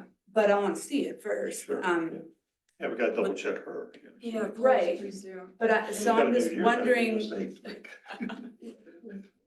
if we're able to get that information for The that 21st. meeting before then. Does everyone feel does anyone feel comfortable making a recommendation tonight to recommend this document to the Board of Trustees with the changes forthcoming? there's one thing in here I would like to consider. That we've talked about putting a calendar on for how we're gonna deal with this in the future. I would like to put one item on the calendar now. Is that we start figuring out that calendar right away. So does that necessarily need to be in the master plan, or is that something that we can put on our agenda to work on I would be okay with that. at our next meeting? I'd be okay with that too. I just want it somewhere that we don't just, And that'll be new business, Melanie, Yes. because next week, I will ask this board if we could please, move items C and D to next month's meeting, or if you wanna have a different meeting in the interim, because like No, this 6:15. next month. Yeah, And the we other were never thing, gonna get to item C and D. C and D tonight. Well, and regarding, just one thing regarding that Vivienda Parquet, I had asked Caleb, and we had all been in agreement to reach out to the people that owned those couple of big lots and get their opinions on things, and I don't know if that ever happened, but I mean, I would really like that to be done before we even talk about that. What's that, CD1, CD2? Right, because it's like, it was really talking about changing the use of those lots, and so it's like, we wouldn't, rather than have it blow up into a big ordeal like what we had south of town, wouldn't it be nicer just to reach out to those owners and say, hey, you know, we're kind of talking about this, what do you guys think? Kind of send out a survey like we did previously. It's not even, I mean, it's not necessarily, it's like two property owners. It was like. Oh, it is, okay. just a For those telephone two call. big parcels, it could just be a Okay, phone we- call. okay. We're kind of, this is a defunct subdivision, kind of looking at what we should do with it. What do you guys, you own it, what are you thinking? But we We were have to kind of zone it. thinking, yeah, but we have to, We have it to. has to, a zone has to happen, so But we are wanna know you your opinion, thinking, so we could take it into Yes. consideration. are you property owner thinking Who makes- multifamily, mixed use, multifamily, or just like you wanna Who keep it makes the commercial? call? The call to them? Yeah, because I wouldn't say, what are you thinking? I'm saying, this is what we're thinking. Do you have an objection to that? Yeah. I was just gonna suggest that. Yeah. Okay. Great, On that, on that. great minds, No, Mark. right, well, I mean, I just wanna get their Yeah. take on what we're talking Yeah. about. Absolutely. That's a smart move. So who makes the call? I think I should at I this was moment thinking, because no. I don't think any of you guys should. Okay, No, it needs to be the it's Somebody Melanie. here, Yeah. staff Okay. instead of, yeah. staff. Okay, But anyway, does anyone wanna make, regarding the master plan, does anyone wanna make a recommendation to, that's a motion, right? do we make motions? I This is, thought that this was is the whole not a thing. workshop, right? This is. No, No, but it's I not a thought workshop. the This is whole a thing regular is we meeting. don't make motions. We We will- just make we- recommend, we make a No, motion to we make make a a recommendation. We make a motion to motion to recommend. recommend. Right. Yeah, I, so does. Go ahead. So you don't want to. can you say that again? Does anyone wanna make a motion to make I a move. recommendation? I move to Yeah. make a motion to recommend to the Board of Trustees the master plan Acceptance of. acceptance of the master plan with the changes from fire district, library. Well, I would High country just recycling. say the changes we made tonight, which would include those Which recommendations. will include those recommendations. Yeah. Okay. Um, You wanna, Does anyone wanna you second wanna that? feed that back to us? No, I want you to feed it to me clearly. I move to recommend to the Board of Trustees that or that they Except accept the revised master plan. right, master plan. As we will present it to With them. changes as agreed during this meeting. Does that work, Melanie? I think so. Does anyone wanna second that? Second, Motion's been made and second to recommend to the Board of Trustees the master plan as written with the changes discussed at this meeting. Did I get that right? yeah, that's close enough. All those in favor say aye. Aye. Opposed? Okay, motion carries. And then for our next meeting, we will have item C and item D as old business, and our new business will be the calendar. Okay. Hey, I just thought of something, No. No, we're done now. I'm kidding. Not a new topic, just I when was you joking. call CD1 and CD2, Mm-hmm. the planning commission is suggesting it be multifamily, is that right? We had discussed, No. no, we No. had, I don't know if we had thought of it to be We- anything. We haven't gotten that far. Then I guess we gave her mixed instructions then. Didn't we say we should have Yeah, that's what we true. think and what do they make of our Yeah. opinion?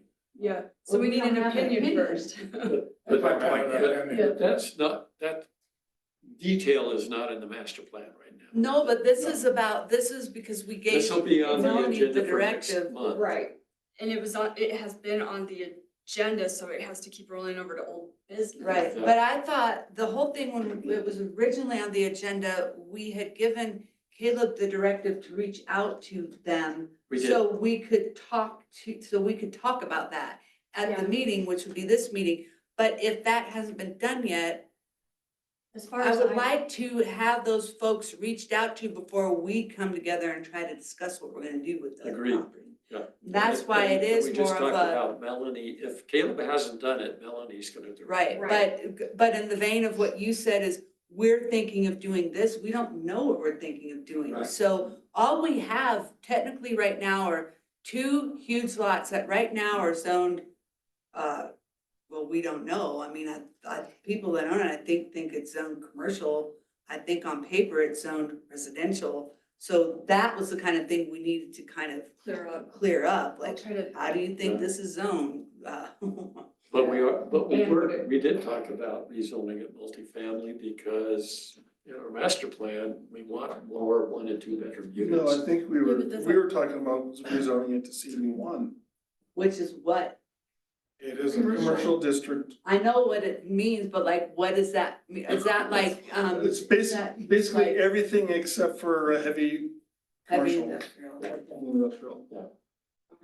I didn't- I mean, I was in- I Caleb was had in a different list of stuff, including dance halls. yeah, I have that, I'll look through that. Maybe we need to look back through the minutes and see. I have like what you're talking about, the list of all that stuff he had listed out, it's just, his thought process is a lot different than mine, so recognizing what was going on with his documents has been Well, and I think, challenging. coming back to what John is saying, I think that Caleb had brought up, this would be perfect property to be turned into multifamily. And that's when I said, how about reach out to them, because you're talking about a whole zone change, we can't just do that without talking to people. So, That's my memory. My memory is, I was in that meeting. my memory is different. He was in a different meeting. That This is it all would be framing. very similar to, for commercial, where you could put residential above or on the plot as well. We had both conversations in the. Yeah, that's why I brought this up, because I thought it was like, yeah. why? But not decided. So then Yeah. that does come back to kind of maybe asking people like, what are you of the opinion of that your ground is supposed to be used for? Well, it's Yeah. kind of been going commercial, so my assumption is they think it's commercial. Yeah, and I think they think it's commercial because I know there was talk about there being like a sporting goods store there. I mean, it was definitely talk of. Okay, Dance I halls, remember- dance halls. I remember this conversation now. But at least one of the owners was a developer, so they might be interested in multifamily residential. I'll look. Or a And- mixed use, yeah, mixed Or use. mixed use, I Yeah. think would be. So I think that would be the question, would they be interested in, since this is a defunct PUD and we have to incorporate it into the town, would they be interested in entertaining a mixed use Okay, property? mixed use. Or multifamily. Well, mixed use could incorporate multifamily. It could, but it could be just residential, multifamily residential. So it's, So it leaves it open for them more. leave it open for them. Here's a couple of choices. We're looking to achieve higher density and more 1 and 2 bedroom units within the town. Would you be open to a rezoning of the property? Just get their feel, okay. Yeah, Just and feel them out, you know? read the Now, room. if you I know. say, would you be open to it, and they say no, then where's that leave us? Then Too Melanie bad. comes back and says they don't want that, and so then I think we just have to look at it from the standpoint of how it's kind of been zoned right now, which is, even though we think if you look at the old PUD, it would appear that originally it was supposed to be residential. It has been purchased, and I wonder how it's been taxed, that'd be the bigger one. Yeah, well, seems like some homework needs doing here. Yeah. Who wants homework? I'll do it. Melanie? So maybe that stuff needs to be found out Yeah. before, Next time. yeah, and we talk about that Yeah, first before you that's call gonna take that. some time. We've Okay. already talked about it for, Yeah, Fair I'll amount look, of and I'll time. go back through whatever I can find through Caleb's stuff and see if he did make any progress on that, and if he made a record of it, making any progress on that. Yeah, I'd be curious to know how it's taxed. I'd be curious, I wonder if it's taxed in residential or commercial. I know, like, how far do I wanna, how deep do I wanna go into that mind? Does anyone wanna make a motion to adjourn the meeting? Yeah. so do we have to change? Do we make a motion to table? No, we don't, we just, it just gets, it just Get to it, okay. rolls. So I make a motion, we adjourn? Second, Motions was made a second to adjourn, any discussion? We really wanna leave? all in favor? Aye. Aye. Well, I don't know, I thought we could hang out. We're back in 14 hours. That's right. Is that how much time we have? Yeah. Thanks, Melanie, for staying late. Absolutely. 9 o'clock tomorrow morning, yes. You're bringing breakfast, don't forget. Okay. Oh, yeah. Who's Sleep bringing here. breakfast? Well, we just nominated him. Oh, you are? Peanut butter and toast. Well, you can't, then you have to start the meeting later because nothing even opens, like to get donuts or anything until 9. We can start at 9:15. What time are we gonna be here tomorrow? 9.